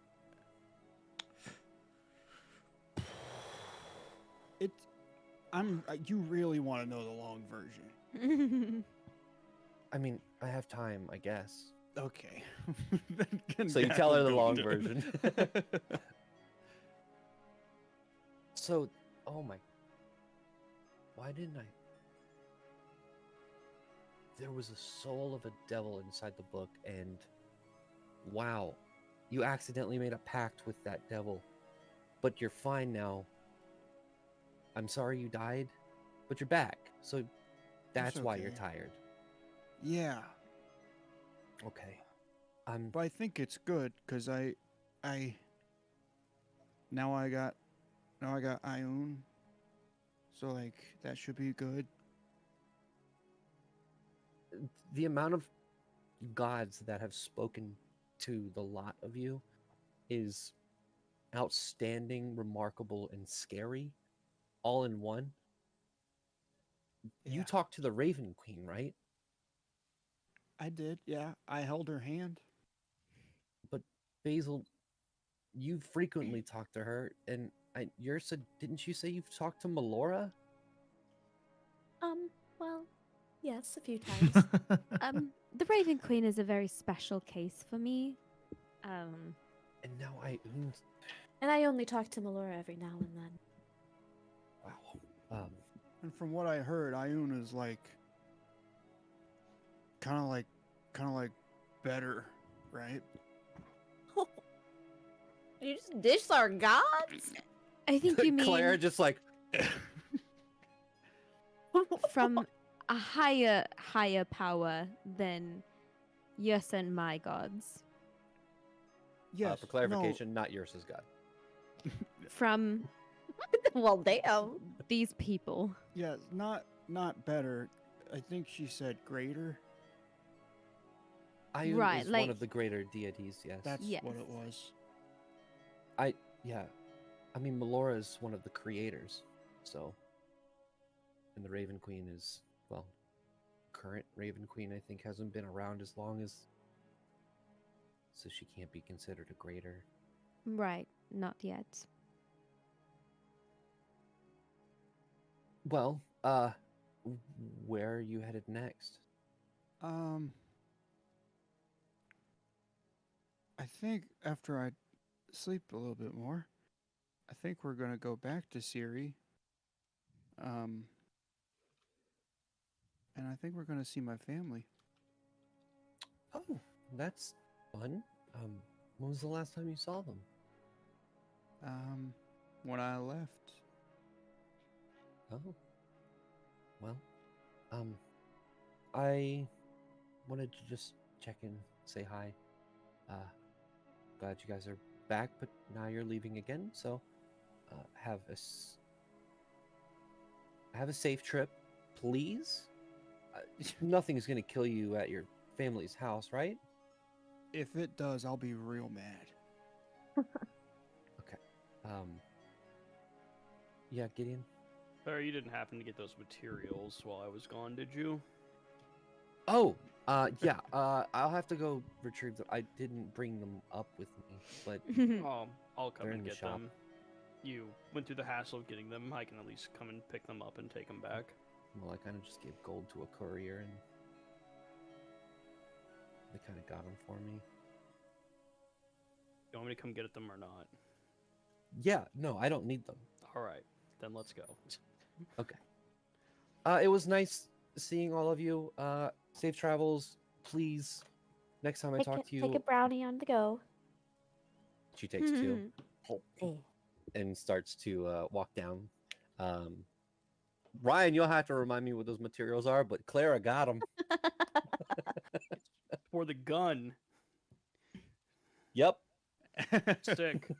You didn't give me specifics. You said need materials, and I was like, all right. That's why I don't remember the Claire, materials. here's the because list. Go get them. So she got you one gun. Sick. Nice. So Clara leaves. Gideon follows her down. The rest of you are at the table. Is there anything you want to do? You will have to stay in the keep. Well, you don't have to stay in the keep for 5 days. You do whatever you guys want to. But Gak has exhaustion 5. So Well, I mean, we're just going to his house, which, should be safe because it's his house with his family. But we should probably rest until Gak Okay, is yeah. better. Okay, you're Just right. who knows? Stranger things have happened to us. Stranger things have happened. Who knows? Maybe Gak's dad was Osmodeus this whole time. Yeah. We could do. Yeah, we'll stay 4 nights. Okay. We'll head there when Gak still has disadvantage on ability checks. Disability. When he's We'll still go there getting when his still- disability He's checks. still getting disability checks. We'll go there when we can get the good parking spots. All I have to do is get exhaustion, and I get 100 gold a day. So, is there anything during these next 5 days that anybody wants to accomplish? Basil, go. I still have my thing with Gak. Okay. So I'll say, do you want to do that on this same night or just one of the nights? One of the Doesn't nights matter is which one. fine. Doesn't Okay. matter. We'll say night 3, Gak, you are well rested enough to lumber around and not, trip over things and feel like you're going to die. So where is Gak currently? He's probably in his room. Maybe getting out of the pond. You hear a soft knock on your door. Come in. Hi, Gak. Hi, Basil. How are you? I'm good. How are you? I'm good. I'm swimming. I see that. I have a question for you, and it's a big question. Okay. Would you like to go outside? And it's nighttime outside. Would you like to go outside and play with me? Sure. Okay. I'll be outside. Come out to my garden, okay? And bring Chip. She turns around, leaves, and closes the door. Okay. Gak, quickly gets ready so he can go outside. When Gak comes out, he and Basil would have gathered supplies and stuff during the days that we were here before this, and you just see some stringed fairy lights hanging around some really poorly built poles in the ground that Basil was hurriedly trying to tie together and string the fairy lights. And you see some different things scattered across the ground, some things that are hanging off the poles, really low to the ground though. Some of the stuff looks like what you would see like an obstacle course kind of thing, but it's the size of for a frog. So you see things held up with little circles that you jump through, and then little things to go around in certain directions and jump over things. And Basil excitedly runs up to you. Okay, I think it's time to let Chip have some fun. I know it's been a lot of hard days, and I'm sure you want him to have some fun froggy time. So I thought maybe we could teach him some tricks, or I know that this kind of thing maybe will help with, I don't know, if can frogs have stress? They probably have stress, right? I'm not sure if he's a frog anymore, but probably, yeah. Well, we're saying he's a frog. I already built this, so I think what for Chip, whatever his true form is, I'm sure that having some mental stimulation would be nice. So, what do you think? I love it. Okay. Where do you want to start? We have a little thing that he can jump through. We have other things where he needs to find his way through this little course. A bunch of different things. I also have snacks for him. And us. I have tea for us, and then I brought some of the brownies that you made earlier, and then just little biscuits and all of that. This is so fun. Let's see what Chip wants to do. And Gak will have Chip and we'll set him down. All right, Chip, which one do you want to do first? Chip kind of hops off. Kind of just looks. There's a lot I know. And then just kind of looks up to you, Gak.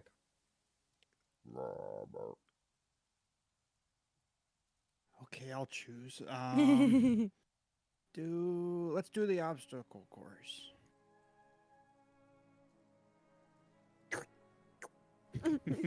Like the tree frog he is, he got his suction cups up. He slowly just walks over and then hops down into the obstacle course. It's an easy like obstacle course. One, like, girl only had so much time to do this, and she's like, "This is a frog." So Well, what you watch happen is Chip starts to slowly walk and then stop and then kind of sit and disappear and appear at the end of the obstacle course. Chip, you're supposed to jump through the obstacle course. I think he did. Okay, not actually like that. He's supposed to do the obstacle course. And then Basil's gonna take her fingers and like show him how to go through it. It's like this, Chip. And she's gonna pick him up and set him at the start again. It's odd because Chip isn't like, he's not like he's kind of translucent in a way. He's all blue, translucent. He is a otherworldly being that is brought to this plane. He's not like the other frogs. Yeah, forcing he's him built to do different. it. As you place him down, he just kind of looks, and you can see the face gack. It's like, okay. As Chip slowly just kind of levitates and then like swims through the obstacle course, not having to jump at all, just levitates to the end and plops down. I will accept this. I mean, I think the goal of an obstacle course is to find the way to the end. I know, but like I put all of these things on the ground. You see Chip look at Gak. He appears at the very beginning and walks through the obstacle course. He has like a quick save. He just reloaded his save. He's like, okay, I'm not So doing it Basil right. can approve. Yeah, Basil, he walks through it, does all of the obstacles, gets to the end, looks at you, Basil. She's just gonna break out into the biggest grin, and she's gonna go pick him up and be like, "You're my favorite frog ever."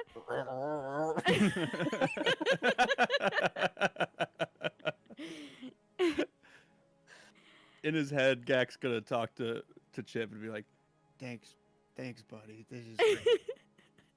You get the feeling of, is it worth it? Yeah, it is. So he completes the obstacle course. He eats some snacks afterward.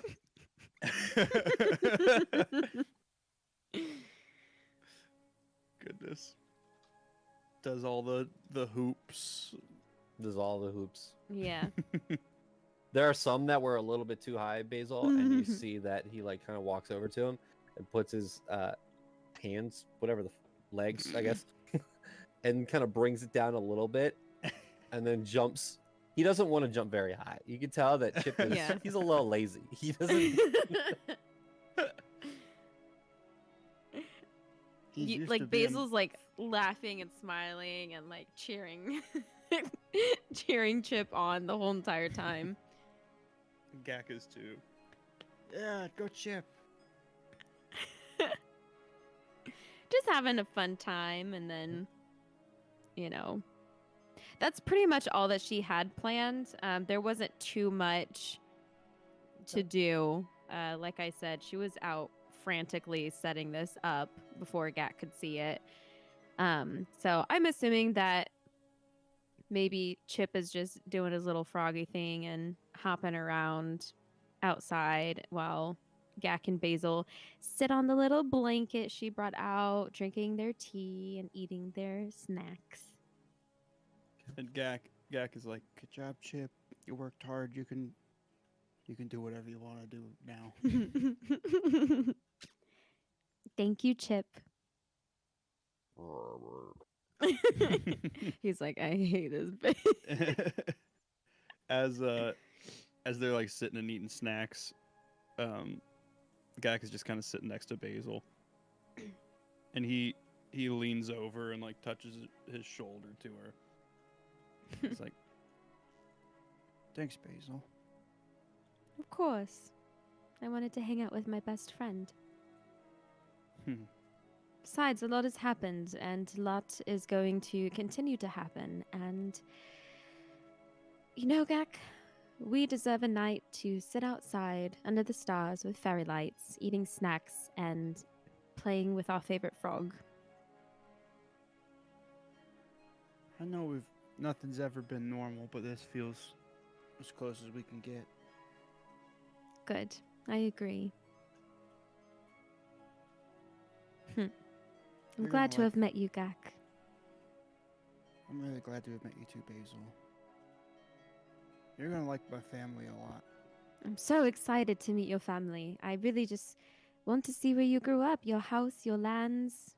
I know you've talked so highly of it, and it's been something I've wanted to do for a long time. I mean, you've met my family. I'd love to meet yours. Yeah. I met your mom. Well, actually, we didn't meet my mother. We met my sister and we killed my father. But it's still like the same Well- sentiment. Well, I met your mom. Oh, yes. Yes, my actual mom. Yes. Thank you She's pretty again great. For what? for everything. Thank you for everything, Gak. You've done so much for me. I'm very thankful that you didn't want to talk about anything that's happened. I know a lot of people probably already have or want to talk to you about it, and honestly, there's nothing different that I could say. What everyone else says, I feel the same way, and I'd probably have the same answers. And you already know how much I love you. You already know that I would do anything for you. And I just thought that you'd like to have a fun night. And if you wanted to talk to me about it, about anything else, that's why we are also out here. I wanted you to feel like you had a space where you could talk about it, and if you didn't want to, this is also that space.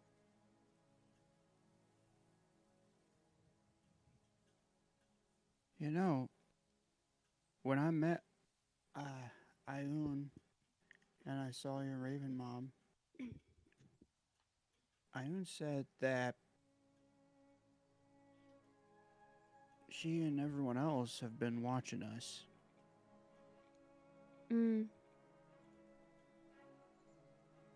And she said that I had more stuff that had to be done. And obviously that's all of us. Mm-hmm. But you know, your mom was right there, and I just want you to know that I know sometimes you get worried or upset that you can't talk to your mom, but not only is she watching us, seems like everybody is. Mm-hmm. Can't So, tell if that's a good thing or something to be stressed about. I think it's good.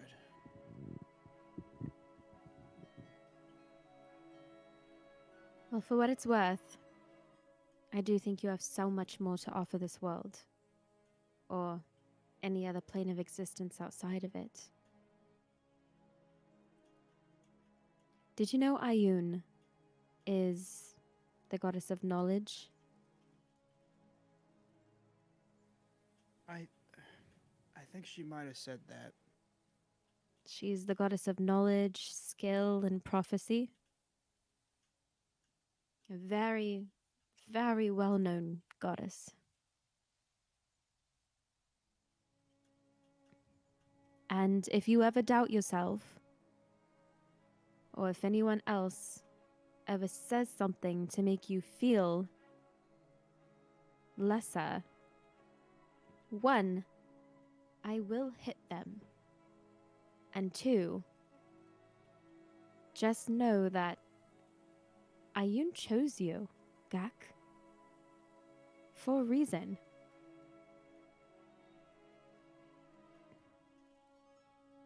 that high of a deity, the goddess of knowledge, skill, prophecy, choosing champions isn't taken lightly.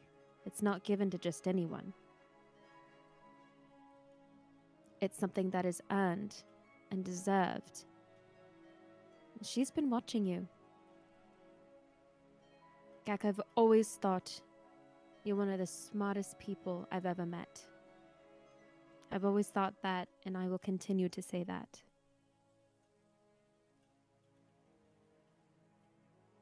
And this is something that you deserve. You've always had this kind of ability, the skill, the power. And you've always been wise beyond your years and incredibly smart. Now it just seems like the things that you deserve have finally caught up to you. Good job, Gak. I'm proud of you.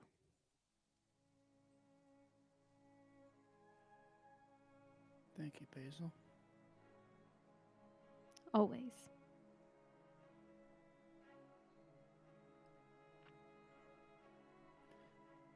Do you want to teach me some more math? I would love to teach you more math. Okay, you might have to remind me. That's okay. And I'm sure there's like a little dirt patch or whatever. And so, you know, Basil's going to start out with the basics, 1 + 1, or whatever level Gak thinks he needs reminded. And Basil will just help out. And during that kind of thing, she'll be like, now when you go buy something, if they tell you this, but you see this number, you go off of what the number says. You know, like trying to teach him how to not get swindled and all of that stuff. Teach him tax. Yeah. So they'll probably do that for however long and then wrap up and go to sleep. Okay. 2 more nights. I asked the party this final time, is there anything else anybody wants to do before Gak is fully rested and, well, you guys attempt to get to Gak's home? Going once, going twice. Okay.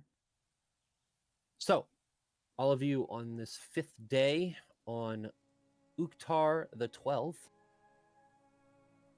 you can feel that the air is more crisp. It is getting colder. The leaves are starting to fall. You can see most of the forest around the keep is oranges and yellows and reds. We are in fall, and it is refreshing. As you all wake up this morning, you can hear the birds outside chirping. You can hear the wind bustling. All of you gather your things and meet each other in the center of the keep as you normally do. So, what are we doing, Seekers? To Gak's We house. going to Gak's house. We going to Gak's house. Okay. And how are we getting to Gak's house? Gak's gonna draw me a picture of a plant. Okay. Just make it a good one, Gak. We'll end up somewhere we don't mean to be. Okay. Hey, Gak, Yeah? have you sent your parents a heads up that we're coming? You know, I hadn't. Oh, you wanted it to be a surprise, is that it? I didn't think about it. Oh. Do we want to do that now, or? We'll be there soon anyway. All right. Okay.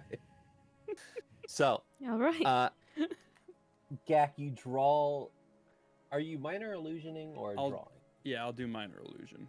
Okay. That's probably good. That's a little bit more accurate. Oddly enough, Yursa, as Gak goes to minor illusion this tree, it is oddly specific. It is very detailed, down to what looks like the grains inside of the bark and the number of leaves. like this tree, you can very much visualize through Oh, this yeah. minor illusion. So that's what it looks like.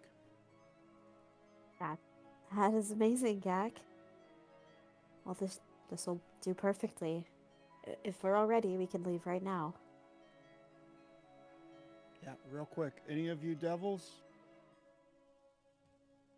Not that I'm aware of. I'd like to take this moment to admit that I am indeed a devil. Rian, no. I know. But like, how long have you been one? Well, Okay, Brooke, hang on. Well, She's you gonna always- use her staff. He's always So- been a handsome devil, guy. So for You dirty dog. with that What a joke, silly it man takes you a are, little bit Gideon. Too long to get through the tree, Gideon. For clarification, just moving forward in the campaign, where is the tree that you guys use to transport via plants? Have you had a tree put inside, or in the courtyard, or in the garden, just for the sake of everything? I say the courtyard. That's fun. Okay. So Right? there's a Like it's in the middle of the keep. yes, Just the 'cause? courtyard. Yeah. Is Okay. everyone cool with that? That's fun. Yeah. Totally. Cool. It's so like you the all white gather. tree of Gondor. Let's go. There you go. You gather in the courtyard, and Yursa, as you kind of draw the line on the tree, you watch it split down the center as all of you walk through one by one into and coming out of a forest, a very, very dense forest. I don't have an image, so we're gonna go back to the map. Yeah, and Gak would have taken us outside of his home.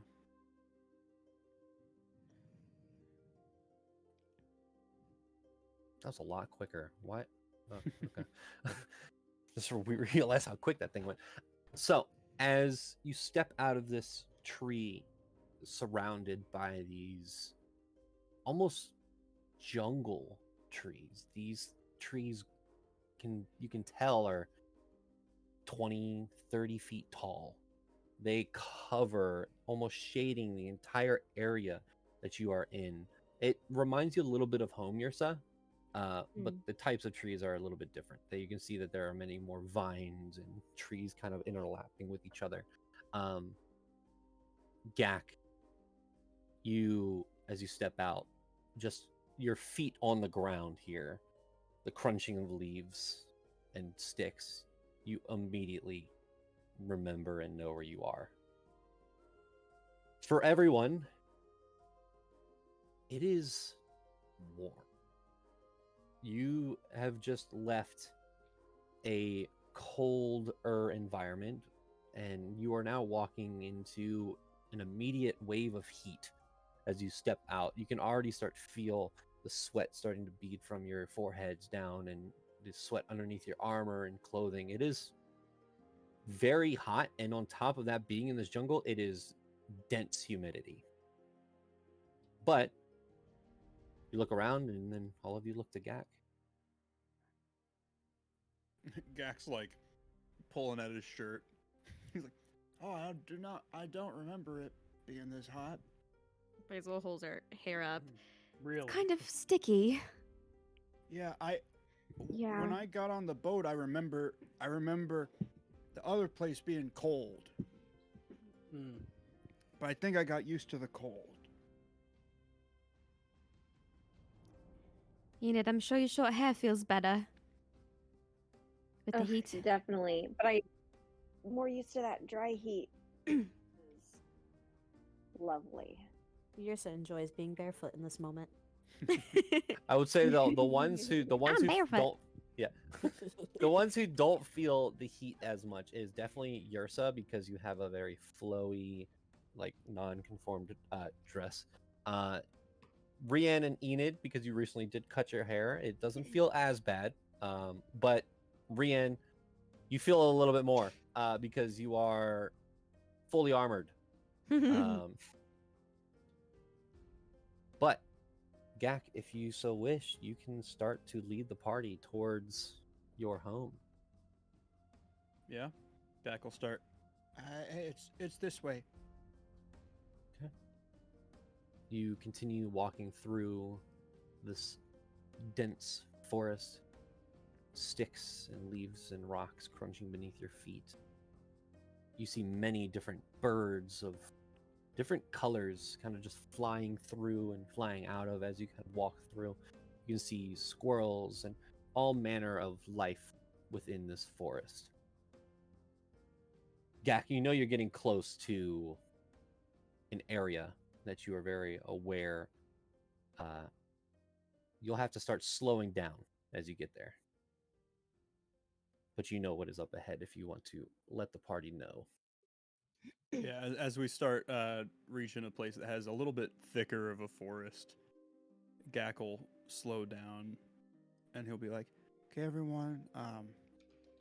Just like get close to me, and I'll handle whoever comes up to us and talks. What do you mean, whoever comes up and talks? Well, you'll see. Is this another giant ice bird situation? I swear. It is. Yep. Just kidding.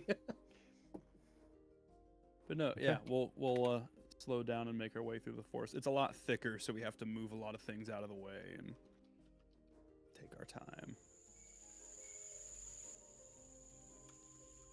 We'll get closer, and Gak will be going.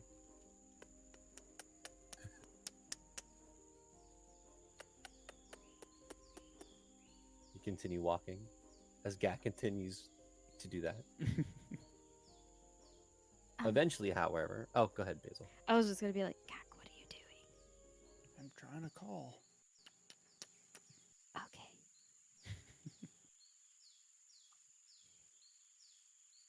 You continue walking. Do we need to do that too? No, it's okay. Okay. Okay. You continue on, and eventually you start to hear cracking. Slight crack. Gak, you hear first. You know this.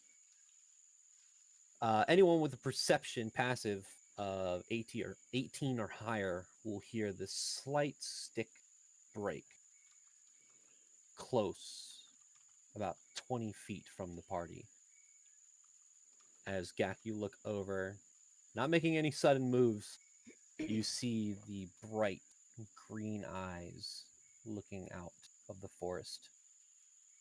And within a flash, all of you see this dark furred creature run and jump, landing in front of all of you. And as this creature starts to raise its head, these bright green eyes looking at all of you, it stands on all fours about 16 feet tall as you see this large wolf as it looks to all of you and starts to growl, and it almost kind of walks towards Gak and goes into like a defensive stance around Gak and starts growling at the party. And Gak will just be like, Whoa. Hey, Pond, it's me. You hear the growl as it looks back towards you, looks towards the party, looking for recognition. They're my friends. You haven't met them before, Hello. but they're all my friends. They're great people. We should have called. You see out from behind this large wolf, there is 15, 20, 30 smaller yellow eyes of this wolf pack that starts to emerge from the forest looking at the party. But with the recognition from Gak, you notice that there's this communication Gak has with this wolf. as it looks towards Gak and looks towards the party. And kind of backs away and like makes a gesture to all of the other wolves that back away and clear out, leaving a path for you all to walk by. Thank you so much. And Gak will reach into his bag and have a little bit of food, and he'll just kind of like take pieces and toss them. Yeah. Pond grabs them and kind of walks off, leads the pack off into the distance. All right, guys, it's just a little bit further this way. Bye.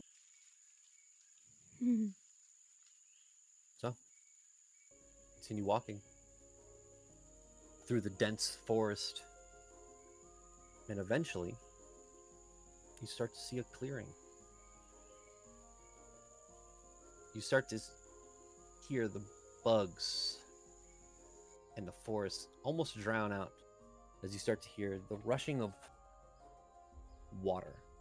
And it doesn't seem like moving water as much as you can see as this clearing opens up this quaint, very cozy wooden shack built on with a dock that peers off of it into this large pond. And at the pond, you see a large bluish skinned Goliath figure putting these buckets into the water and putting them out 1, 2, 3, 4, 5 very rapidly. You see Gak's home, and this Goliath individual places the buckets on this large stick and just throws them, all 6 of them, onto his back, and turns, sees the party, and sees Gak. My son! And he drops them and runs. And you see Gak Sr. Oh. Gak will run to meet him. Dad! He picks you up. My son! Oh, it's so good to see you, my boy! And he picks you up and squeezes. You can see that Gak Sr. is about 2 feet taller than Gak is. God damn. As he places him down. He's taller than Rogar. As he places them down and says, why? We weren't expecting you. What brings you back home? We're just in town. This is my friends. Hello. It is good to meet all of you. I am Gak's dad, of course. Oh my god. Please, you should have let us know you were coming. Your mother is going to be very, very, very happy, but very upset. Yeah, we a lot asked, happened. and he said it would be fine. Well, okay, so Don't throw Gak under the bus, all right? Listen, Listen, I'm his shoulda best told friend. You guys, it is my right. I should have told you guys earlier, but when we said that I was going to tell you, we were like, it was like 10 minutes away or something like that. So it's like, no need to like explain what? yourself. I'll go grab your mother. He kind of writes your jacket a little bit better. And he kind of walks over to the house and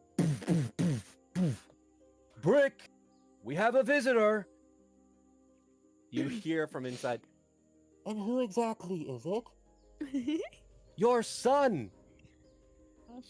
What? And you hear lumbering, and then you hear the door open, and you see another bluer skinned Goliath with long blue hair that is pulled up, a large gray coat, as you see Gak's mom, Brick. Oh, she's so cute. Pretty.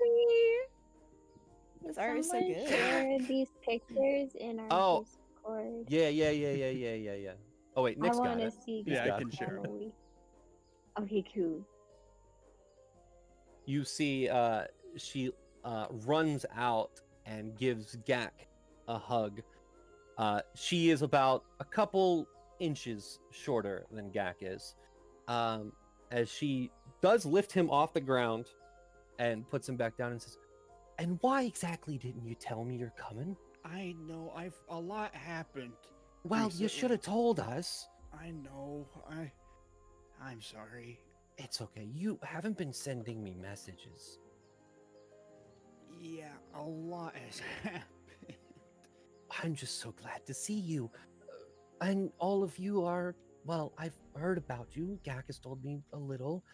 Hi, I'm Brick, Gak's mom. Nice to meet you. This is my friends. Do we all want to introduce ourselves? Yep. Yes, no. All of you Absolutely introduce not. yourself. Well, you're gonna have to give me a little bit. I need to make tea now. If you can help your dad with the... And she looks over at all of the buckets that are now on the ground and the water is out of them. Help him fetch the water, please. Yeah. Yeah, I could do that. I'll be right out with the tea. And she kind of walks back in, and your dad walks over and says, "All right, help me, here." And he kind of gives you 4 buckets. Come on. And he leads you over hold to... some more, and he'll cast Mage Hand. Wow. You've been doing a lot, haven't you? Yeah. You just see this large grin on Gak Sr.'s face. Come on! And he just taps you on the back and kind of leads you over to the pond. The rest of you, are you following Gak or just kind of taking in the surroundings? I mean, yeah, Enid wants to help with the buckets. Okay. So, I mean, if all of you want to help with the buckets, there are Yeah, 6. man. Let's grab a bucket. Okay. And when you guys come over, Gak's like, You guys, you don't have to do chores. Nope, we're all a family. Of course we do. And You're trying to families do distribute chores buckets. together. And Gak Work Sr. picks up a bucket, gives it to Gak, and you guys start like this daisy chain where one hands the bucket, the other one hands it to the other one, and gets back to the house a lot quicker. With the last one, you hear some commotion behind you, this creaking of wood and sticks. As you look over and you hear, "Gak!" And you turn around and you see your sister, another blue-skinned Goliath with tattoos on her face, long blue hair with this brown and white dress on with this very blue cloak over her back. You can see on her side is a freshly killed deer as she went hunting, as you see Brack. Wait, Brick and Brack? She Gak is and so Gak. cute too. Oh, she's adorable. Hi. My God. You're home. Look at this. And she points to the deer. That's a good one. It's pretty big, right? Yeah, good job. Hi. Hi, everyone. Hi, this is my friends. It's so nice to meet you.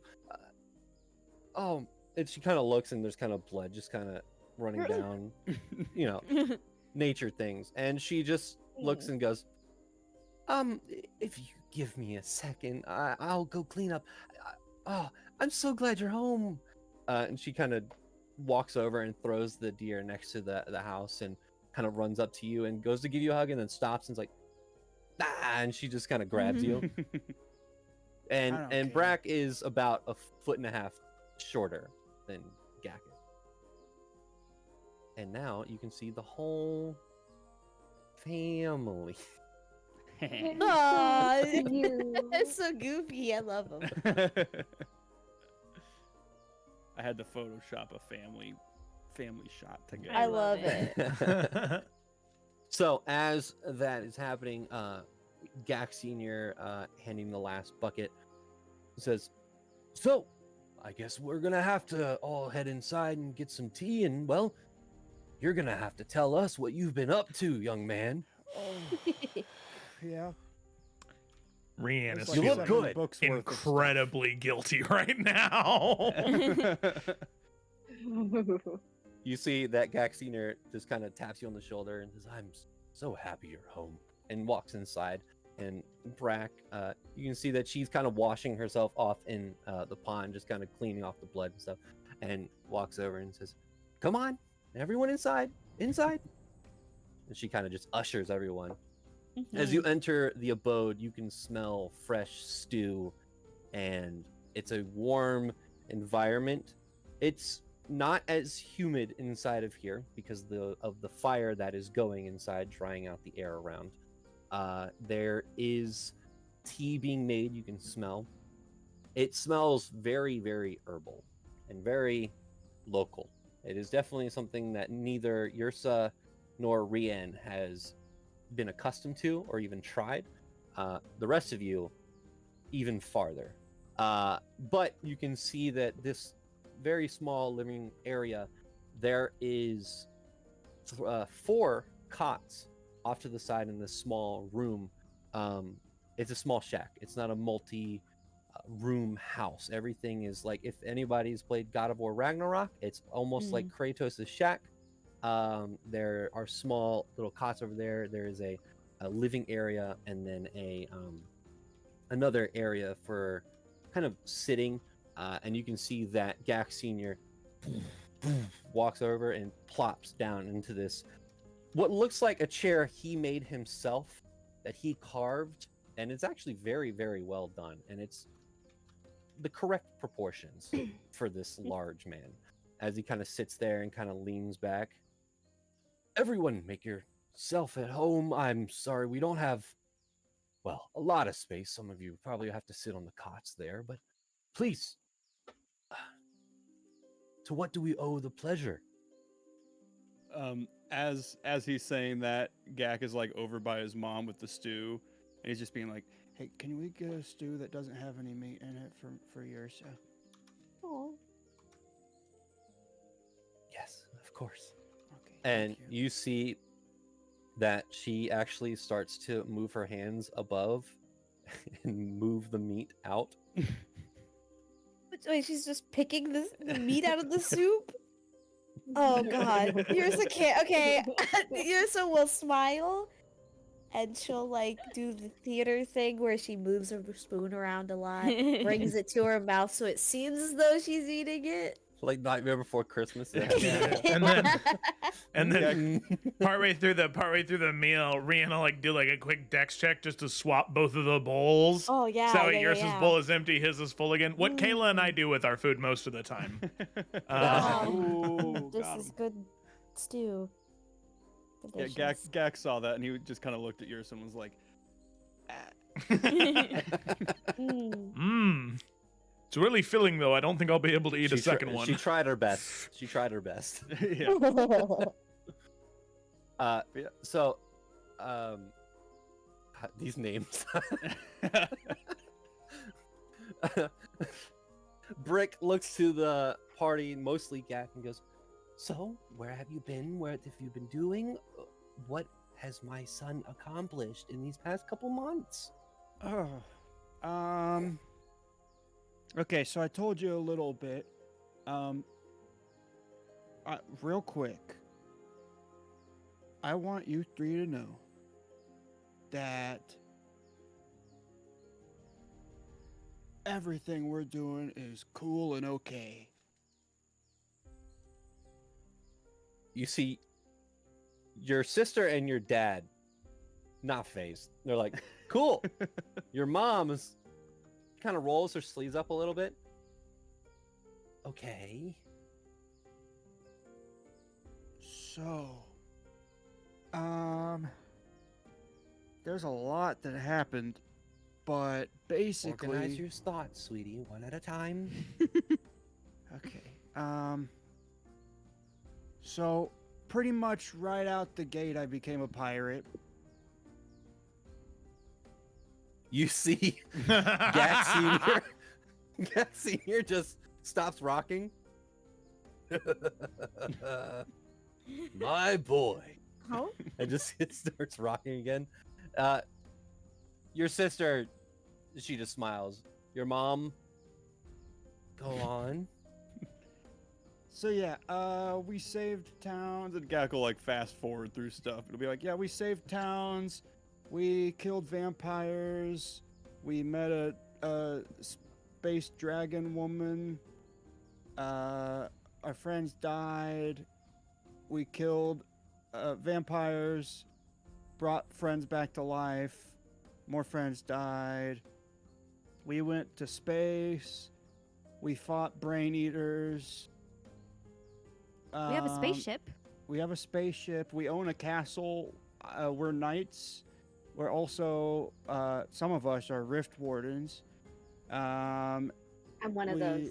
Yeah, yours is the main one. And Lead warden.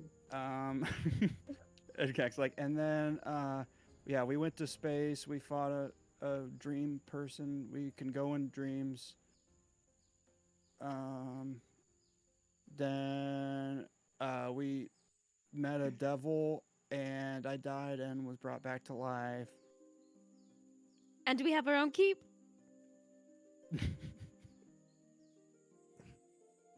You hear from behind your father. I'm so proud of you. You hear your sister. Man, that's so cool. Your mother looks and goes, wait, hold on. Go back just a couple back, honey. We have a keep. You know, one or two more before that one. Space. You died? Yeah, but like so many of us have at this point that it's like That I is wasn't even the true. first person to do it. Half of our party has died, Yeah. but It's- then alive. Well, I'm glad that Gak has met all of you, but I'm sorry, you're gonna have to stay home. What? Gak, you said you died. Right, but maybe I didn't explain it right. So like I died and saved the world. He did. That is better. And Yeah. he's And back now. We brought him back. And Our group is good at bringing people back to life. We have a Yeah. lot of options. And I'm the champion of Ioun now, and that wouldn't have happened if I hadn't died. Mm-hmm. Your mother is just stunned. You could tell that her brain is overloaded. She does not know which of these things to speak on first, and you can tell. And you pick up on these cues very often, Gak, when you were here and living with your parents. Your dad does get up and walks over to her and kind of puts his arm around her and says, but the good thing is that he's here and he's fine and he's accomplished a lot. Good job, Gak. I knew you had it in you. Thank you. I meant what Go I ahead. said. It's all okay and cool. That's a lot of cool stuff. Mom, that's really cool. And I think one thing that Gak hasn't given himself enough credit for is the amount of people he's helped. We've saved a lot of lives, and I know that wouldn't have been possible without Gak. It's risky, I know, but he's doing a lot of good work and helping a lot of people. You see your mom just yes, yeah. You're alive, you're well. You won't put yourself in that situation again, right? Right? In that situation, no. Good. Well, I'm glad that you are helping so many people and doing so many wonderful things. What happened with school? Right. He's too smart for school. I knew it. I don't know if I'd say too smart. They told him he already surpassed everything they could teach him and that he could even be a teacher. Mm-hmm. Just like his father. It's true. So They you did didn't go say to? that. Did you at least go to the Mushrik Sun? Did you? Yeah, I did. There was a big stack of papers, Oh, and I was at the bottom of it. So it'd take me a while to get in. But that's when I met Dio and we stole a boat on accident. Well, it wasn't on accident for Dio, but I didn't know it was happening, and that's when I became pirate. And then we've been in Fira, and I went to that college in Eldon. And that's when they said I was too good. well, of course you are. Of course you're too good for them. I always knew you were. You're so smart, Gap. You've always had it in you. I've known since you were very, very, very small. And your mom kind of walks over, grabs your hand, puts her hand over it, says, as much as it pains me to hear that you have been putting yourself in very reckless, dangerous situations, I'm very proud of you. We are all very proud of you. And to all of you, thank you for keeping my son safe and alive. She looks directly towards you, Gak, eyes locked. Such a mom. Well, the tea is ready. And she kind of walks over and grabs the tea and starts pouring. Your sister, Gak, she walks over to you and says, so what's it like fighting vampires? What are they like? They hit hard. What do they do? That's I have this book about them, and he'll pull out the book. He'll go, so one like, maybe Mom could read you some of the stuff about vampires if you want. She looks at it. Maybe. I can't read. Yeah. What But about what's it they're like being crazy. a pirate? Oh, I've been thinking about it. I don't know if I'm much of one. I've only done pirating stuff like once. Oh. But it's cool because it's like It still secret. counts. Yeah. I can like keep it a secret. Well, I caught a really large fish in the pond the other day. It was like this big. Whoa. Yeah, it was so cool. And then a couple days ago, Pond, she found a oh, what was it? It was like I don't know what it was. Honestly, it was like it looked like a deer, but it was all weird looking. We killed it though, and kind of got rid of it. But it looked like something had happened to the deer. Like it got sick in some way. What about it? What did it look different from a normal deer? I had red eyes, very dark veins. Half of it was almost like blackened, but the other half was like a normal deer. But I haven't seen another one like that, and it's been a week or two. Okay. And Gak is like kind of nudging Yursa over. Yeah, does that sound familiar at all? Make a history check. Yes. History? 17. 17. I mean, there are many diseases and illnesses that an animal can get. It doesn't sound like anything you are aware of that an animal would just get randomly from nature. you do kind of think back to Hillgrove a little bit of those corrupted animals. But they were corrupted by devilish nature.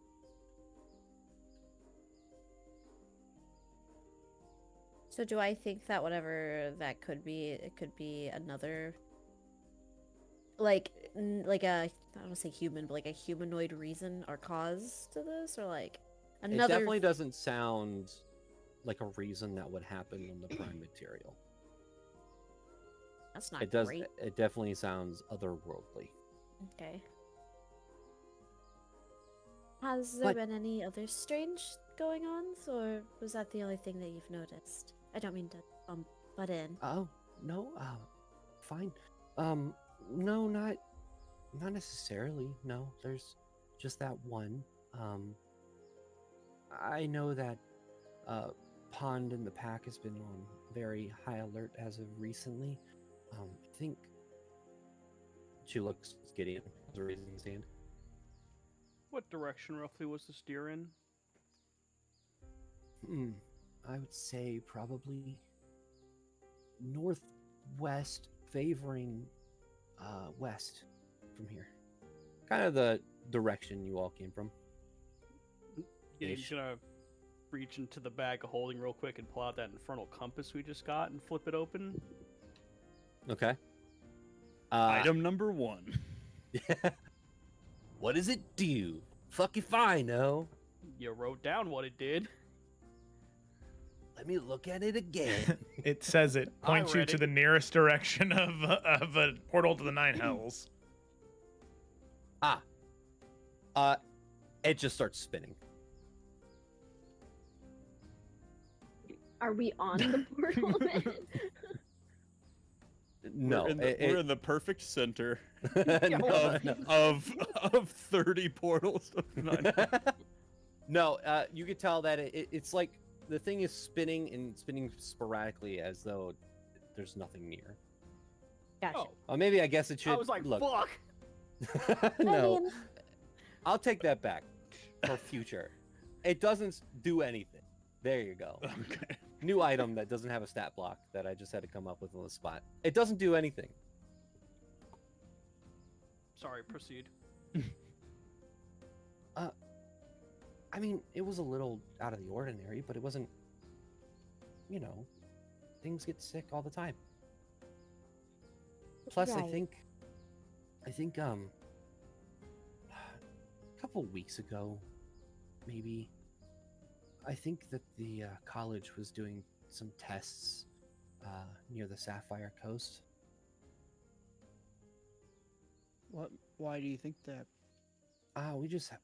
We heard, well, not explosions, but things that sound like, magic going off and stuff like that. Have you guys have had earthquakes, right? Oh yeah, we've had a couple. I mean, over the past couple months, yeah, there's been one or two, I think. Wait, the place that we're at, is it by the Lake of Life? Not really, but when Okay. there was we found out about the one rift that happened all the way in Siri, and it could be felt in at the Stormhold Keep at one point. It is when a rift opens, it is everyone feels it thing. Well, I do understand that sometimes things just get sick, but this kind of sickness doesn't seem particularly natural, so maybe while we're here we can look into it for you. Just to be safe. Okay. Do you think that the college was doing something they shouldn't have been doing? Or Oh, well, I don't want to say that. Accidents happen sometimes, and there have been other things going on that could contribute to it, but I don't want to say anything that might spook you. I just think we should, while we're here, you all have such a lovely home and a lovely little piece of the world. I would hate to see anything bad around here, so And it's our job to get rid of bad things. Yeah, man, that's so cool. Would I be able to set up my psionic connection with Gak real quick so we could just speak telepathically to each other? Yep. Okay. She would first say, Gak, does your family already know about the rifts, or are you trying to keep that from them? Ooh, Should we let them know? I don't know what letting them know would help. I think it would just make them worry. I mean, maybe, but wasn't your mom a druid? She might be able to help keep eye outs for these diseases. I forgot that. Yeah. That is what Rogar said. I forgot about Rogar. I also was going to ask about Rogar. Is that something you wanted to talk to them about? Or do you not want us or them? Or that could be a private conversation. I don't know. Yeah, that might be a... Yeah. That might be a later conversation thing. And then I might... Okay. If I do tell them about the rifts, I'll probably just tell my mom. Okay. Just wanted to know. Yeah, thank you. While that conversation is happening, Gak Senior does kind of walk a little bit closer to Rian and goes, "So, are you a practitioner of the blade?" Yes, I am. Of the sword forms of the Okunai people. Really? That's a lost art there, friend. Yes, it is. It's I'm very proud to know what I do. Still lots to learn, of course, but yeah. Well, glad to have someone like you on his side. We originally are from Fractured Peaks. Moved here years and years ago. So then you're familiar with the ruins there then? Yeah. That and the Akunai. Your clans, how far back do they date? Have they been around since the Okunai were still there, or are you not sure? No. No? No. Not our clan specifically. There have always been Goliath, as far as I know, living in those mountains. Mm-hmm. Our clan specifically. Well, the clan I was a part of, the Kalakinga, they've been there for 200 years or so. Of course, I'm not that old.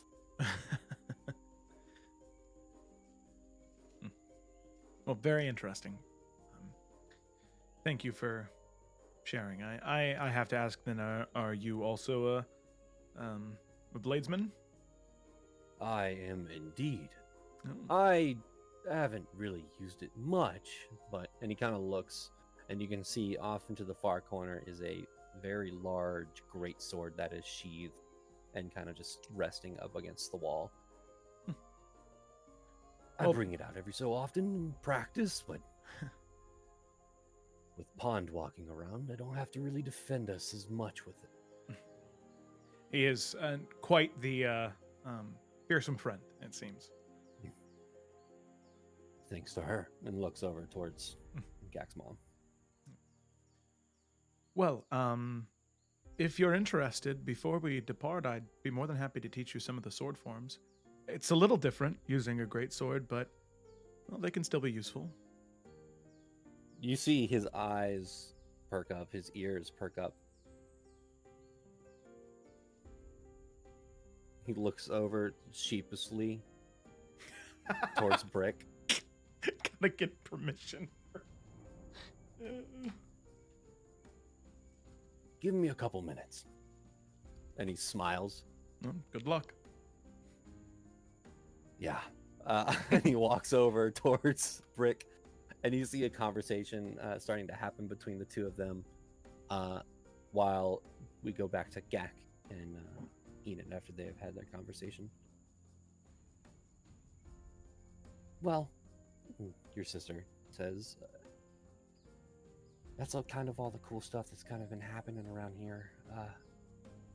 Not as cool as your adventures, brother, but yeah. No, it's cool. It's very cool. You think? Stuff. Yeah. You said the fish was this big? She moves your hands. This big. Oh. That's crazy. I know. Do you enjoy hunting and fishing? Is Very that much. like your favorite pastime? It didn't used to be. But I've been getting better at it, and well, it definitely keeps me on my toes and keeps me active, and well, we gotta eat, so I guess you could say we could have Pond be hunting for us, but then that's no fun. Well, if you want someone to join you, I also enjoy fishing and hunting. Haven't done it in a minute, so Yeah, of course we can go out and she kind of looks towards Gak smiling and looks back to it. Yeah, we could go out hunting. That'd be fun. I'd really enjoy that. I just brought one home. But we can well, can go out again. you probably weren't expecting to feed all these people That's true. tonight. Do you have experience field dressing one of these? Kind of cutting it up? Oh yeah, absolutely. Cool, you can help me. And she kind of grabs your arm and like pulls you outside to help her. Oh. A little bit more forcefully, but Yeah. like, oh my gosh, okay. there's friends here, and kind of pulls you out. And at this point, Enid, like, as she's getting pulled out, looks to Gak with like a smile, like, and in her mind, she's like, "I'm bonding." Continues. I will say for Yrsa and Basil, Basil, just looking around, there are so many spices and herbs that are just hanging and drying around that it's so interesting to see, because these are things that you have not, you know about them, you've heard about them, maybe seen them once or twice, but there are different spices and things here that only exist in Ciri, and even more specific, apparently only exist in these woods. And you're kind of just taking it all in of how remote this place is. And Yrsa, the nature around here is, you feel just the essence of the woods around you gives you more energy and life in this area. And you can't help but notice that not only does it feel like the nature around, but Gak's mom might be emanating some of that as well. And you can see that as she is cooking, you can see this very small vine kind of going off her hand to grab something that's a little bit too far and bring it back towards her. And she's openly just using her druidic magic to make things. You can see in the tea that she is druid crafting specific flowers to put into the tea to make it taste a certain way. And she says, after you can, Rianne, you do see the conversation with her and Gak Sr. She goes, really? Now? Fine, have fun. And she takes the tea and tea's ready. And she walks over and starts pouring it for everyone. It is delicious smelling, but very earthy. And Gak Sr. walks over towards Rianne and kind of nudges him. And Rianne, he is 3.5, almost 4 feet taller than you. Mm-hmm. As he kind of just nudges you and goes, I got to go ahead. All right. Well, let's go. Gak, you see your dad get so happy as he walks over and grabs his sword. You see dust just kind of fall off of it. He just pats it, throws it on his back. As they're walking out, Gak goes, Careful, Dad. He's really good at the sword stuff. Good. And he runs outside, like a kid. He's so happy. And Brick starts to pour tea for everyone and gives everyone their each individual. You can see all these mugs are homemade. They look like they were crafted from the mud around and put into a kiln. Absolutely. They're all different from each other. They're all deformed in their own specific way. And all of you just sit there and start drinking tea with Gak's mom. As she looks to all of you and says, well, we could sit inside here and talk, or I guess go outside and watch the entertainment. I think we should watch the entertainment for sure. Yeah. Maybe quite funny. This is delicious, by the way. Thank you. Thank you. And she kind of grabs the tea and starts walking out. And Gak will say, you guys can go out for a second. I want to talk to my mom for a second. Okay. She hands the tea pitcher and everything to or the kettle to Gideon. Kind of just shoves it in your arms. Here you go, sweetie. Just kind of nudging you outside. Yep, going. She sits down. What is it?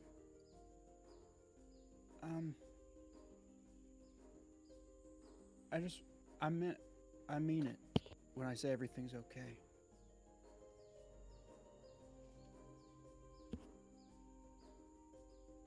I know. It's just a lot. You've only been gone for what? 4 months, 5 months? Yeah. It almost feels like 2 years. Seems like you've done what a lot of people do in their lifetime. I'm just worried about you. Did you know I've made some I've made some spells. You have? Yeah. and Gak will hold out his hand, and a spoon will appear in his hand. She grabs it. That has to be the most useful spell I've ever seen. Exactly. And she starts spinning her tea. Well, we always need spoons, and we just never have them. They're always We somewhere. never do. I honestly had a really hard time finding them all for your friends. Yeah. This would have been useful about 10 minutes ago, Gak. I know, but Mom, you know. It's okay. It's okay. And she kind of pats you. It's a lot. But you're doing so good. You're accomplishing so much. Thank you. Truly am proud of you. Thanks, Mom. You know this. And Gak will out from his jacket pull out the orb, and it'll start floating around him. Oh, this has come in handy. Thanks for giving it to me. I knew it would. You know, that used to be... She kind of follows it around. That used to be your grandmother's. And her mother before that. And before that. It's been passed down in our family for generations, Gak. I can honestly say I've never seen it do that, though. That might be Ioun. Did you really talk Ioun? Yeah, I did. I didn't really know who she was. But, after everything that happened, and, you know, the book and all that stuff, Ioun stopped me, I guess, after I died, and she... Can you, at least in our conversations, just don't say that part? Yeah, I'm sorry. But she stopped me and said that she's been watching us and that we have a lot more that we have to do. And then asked if I would be her champion. You're her champion. Yeah, and I guess that's a pretty big thing. That's just wow. That's amazing. And all this really cool stuff has happened, and it's all okay. But there's bad stuff I've left out. And some stuff that's not necessarily bad, but not great. Or not good, but not bad.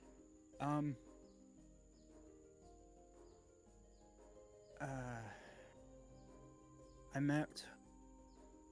met Rogar. You see her eyes, her facial expression drops. You didn't tell your father, did you? No, I wanted to tell you. What happened? You know, it actually went pretty well. All the Goliaths helped us fight a bad guy that was where the Okunai people used to be, in the big crater. And you fought with Rogar and clan?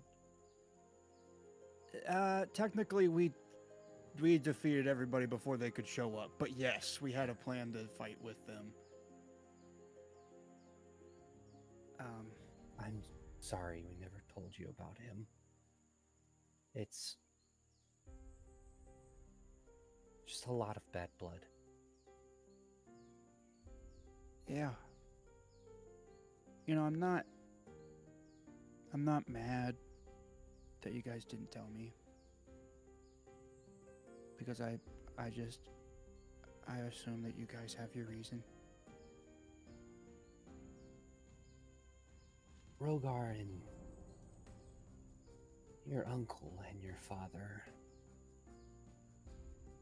had a very big falling out, and mostly because of me. Just don't tell your father. Okay. He's in a... She kind of looks out as Rian and Gak Sr. are kind of starting to spar a little bit. He's so happy.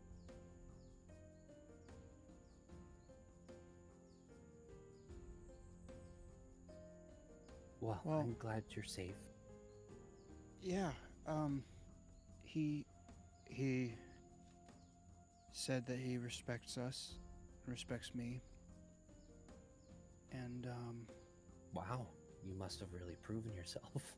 I guess so. But and you can tell Dad this whenever you feel like it's okay. Rogar didn't ask where you guys were or anything like that. I didn't tell him, but he seemed like he missed you guys. Or missed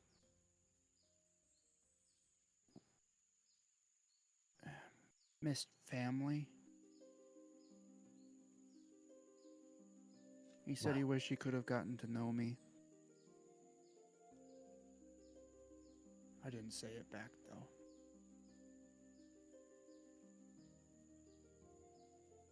Well, I'm glad he's doing okay.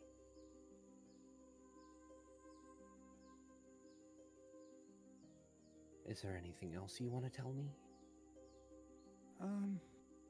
Just something I wanted to ask you. Anything? It seems obvious now that I'm thinking back, but Rogar said that you're a druid. I am. That's pretty cool. I thought... Well, I never explained it, did I? Yes, I was born with the ability to manipulate nature for as long as I can remember.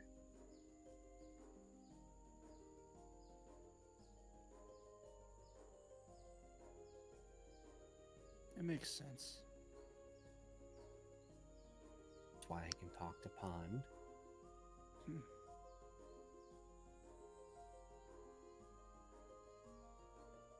I guess I got my magic from you then, probably.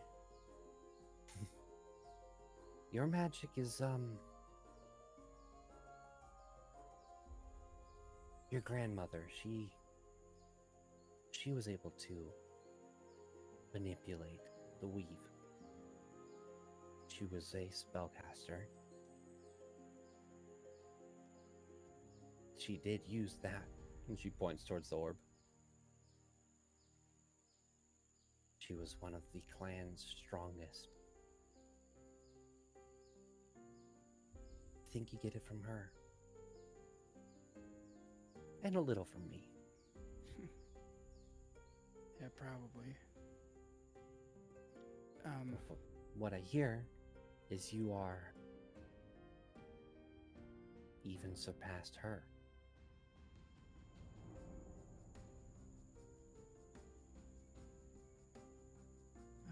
I don't know about that, but maybe. Well, I'd love to see some of your magic. Yeah, we could do some funny pranks on people. Maybe your dad. That'd be pretty funny. I have this one spell. It's the other spell that I actually created, and it was to help people train, and I can make a rock float around, and like people can hit it and get better at fighting and stuff. That's amazing. How many spells have you made? Just those two, but I have some ideas for some others. Well, that's more than I have. It's more than a lot of people have. You're gonna become someone great. I can see it. You're already doing it. Is there anything else? I do really want to see your dad try to fight your friend. You see Gak. He kind of opens his mouth like he's about to say something. And then he just goes, Nope, that was it. Let's go watch him fight, and maybe I'll make one of those stone things, and Dad will know what to do. Okay. And she kind of grabs your hand and leads you out. And as you kind of are let out, Enid, you have been brought to the side, and you are helping Brack to field dress this deer. Yursa, it's something you probably don't want to look at as they're doing it. It's not the best. Actually, Enid, you can tell that Brack seems to be a little bit newer to this. As they're going about it, kind of notices like the stuff that like she used to do when she was like first having to ever.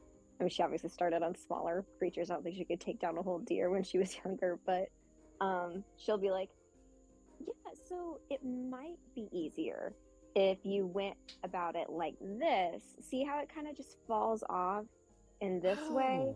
It's a little tougher if you go that direction. Oh, wow. I didn't even... My dad didn't even It's show me okay. that technique. It's all right. I mean, it's because you guys don't have to do this that often, probably, and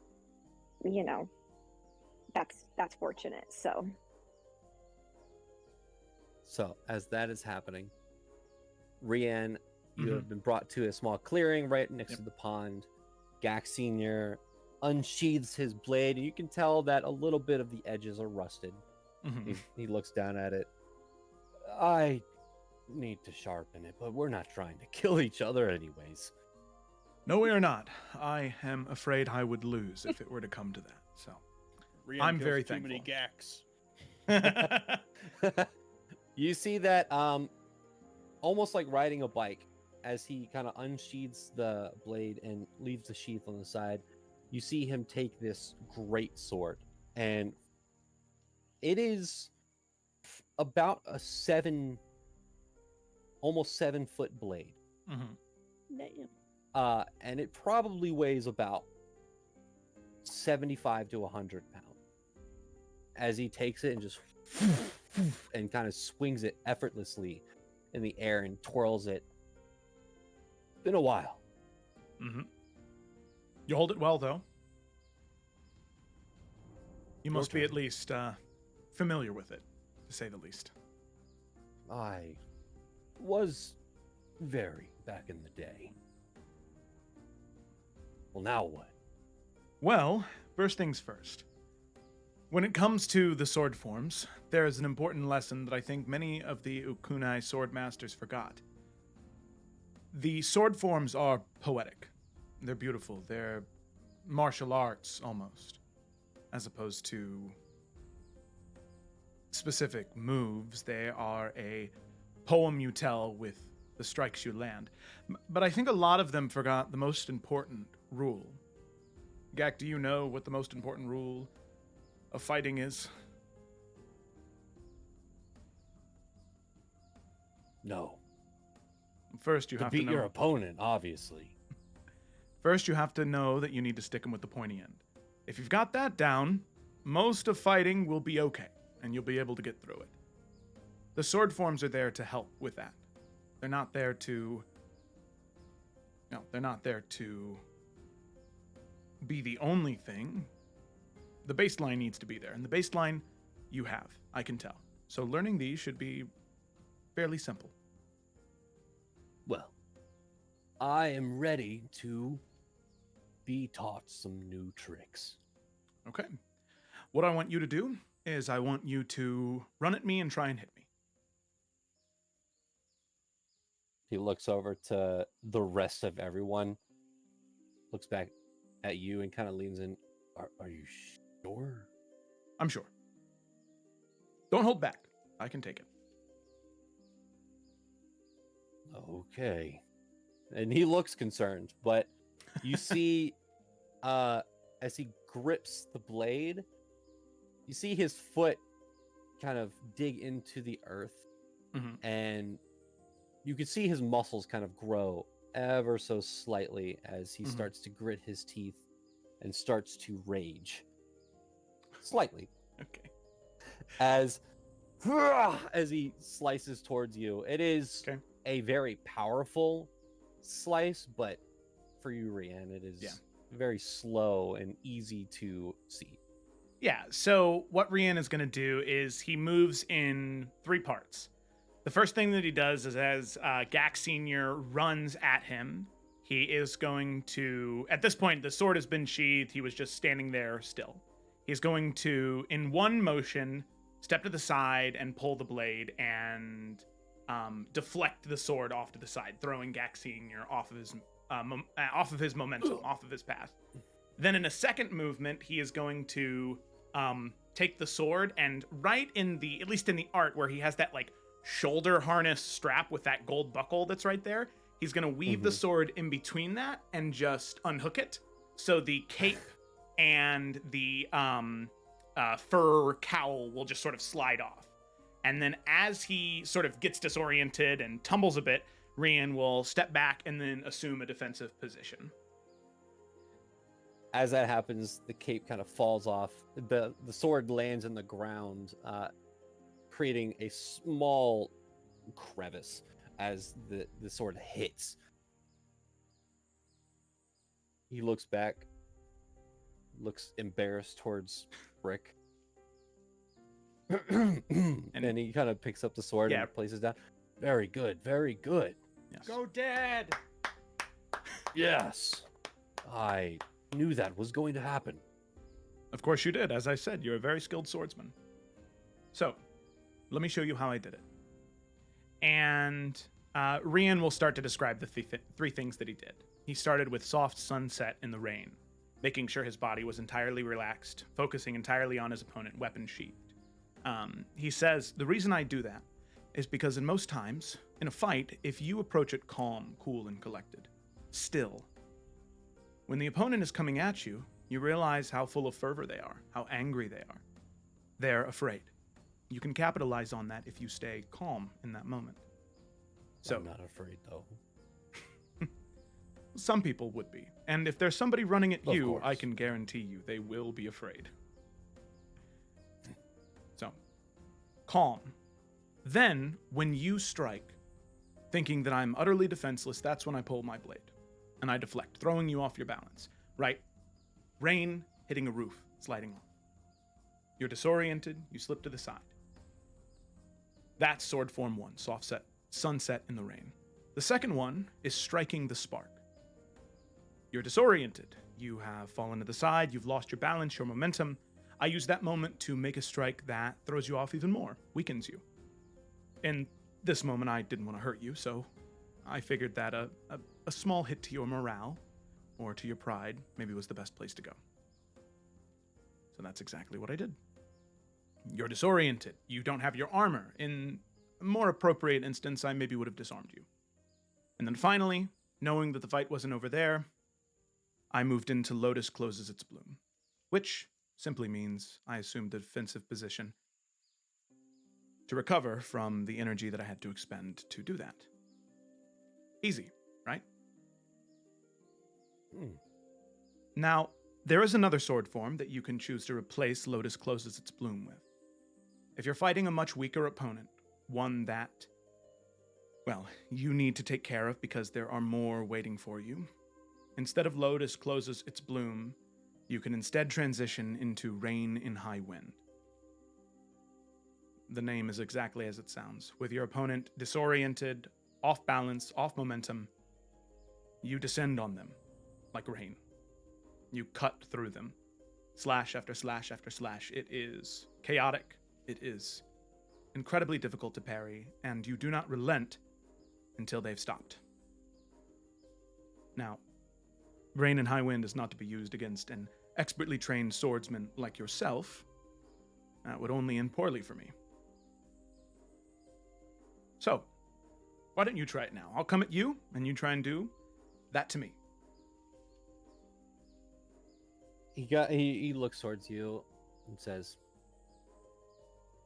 "You are a very good teacher."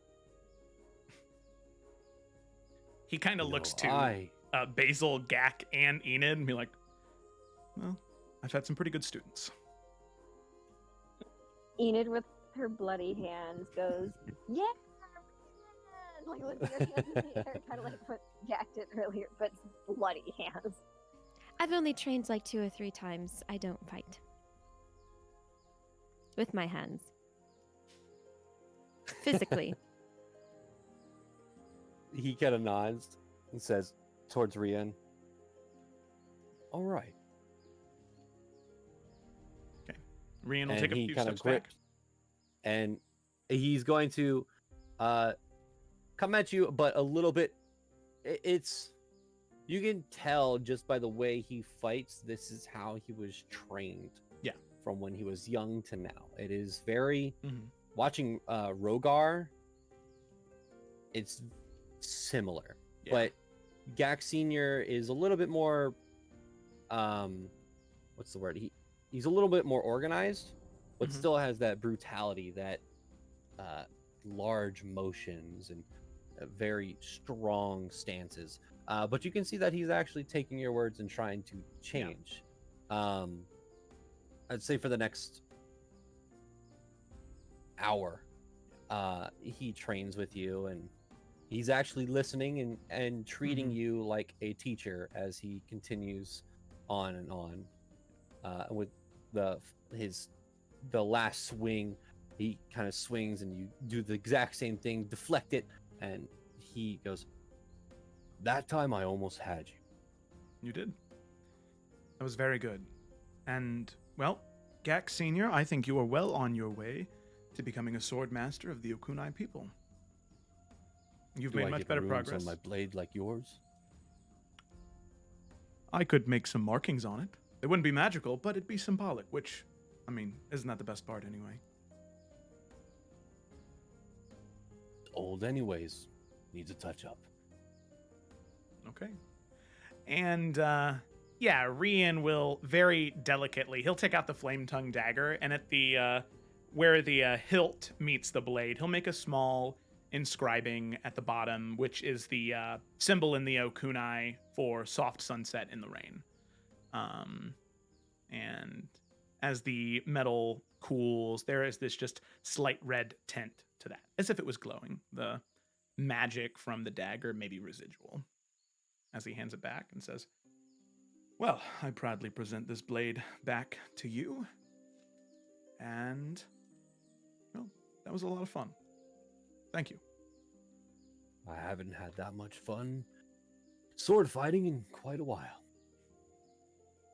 Thank you, teacher. Thank you. I think the go ahead. He was just gonna say, I think the biggest problem with the Okunai people is they tried to keep too much of their information to themselves. They walled people off. This knowledge can be used to protect yourself or your family. Why shouldn't it be given away? If you have the ability to learn it, use it to protect yourself, then, well, I'm happy to share it. So, and he'll sort of. I appreciate it. He grabs the sheath and he kind of puts it on his back, or kind of holding it, walks over towards Gak and kind of puts his hand on his shoulder and says, "I really like your friend, son." And kind of goes inside, and you hear just the wood creak as he puts down the sword and back into the chair and just starts to rock. All of you taking this serene place, Gideon, Basil, Gak, and Yursa drinking tea with Gak's mom, while Enid and Gak's sister are over there. Enid teaching her some new techniques, while Rian finishes up teaching Gak Senior some sword techniques. All of you kind of sit there and take in this moment. But as you do hear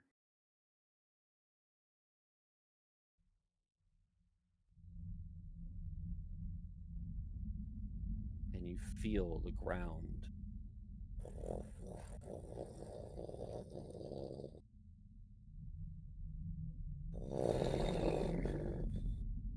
a very familiar earthquake.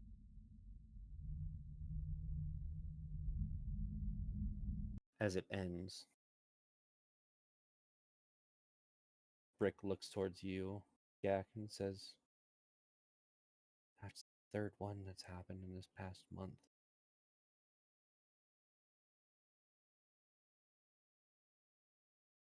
As that happens, you hear Pond howl. Gak, this is the first time you've heard this howl in a long time. You hear the trees start to almost move as Brick looks towards you and the party, a face of anger, not towards the party. Gak, you know that this howl is something is coming. As she goes in and grabs her staff, your dad, you can hear, gets up from the chair, grabs his sword, and you can hear the trees start to move. You can hear the twigs and branches and rocks start to break under these footfalls of something that is rushing in this direction. As all of you grab your various things, not knowing what is coming, not knowing what is through this tree line, you hear the growls and the howls of this pack of wolves in Pond fighting something. That is where we're going to end tonight's session. Thank you for joining us and watching the Tales of Evrand. Joe, take us out. Yeah, be sure to tune in on Saturday. Finally, the Isles of Avarion is back. Very excited for that.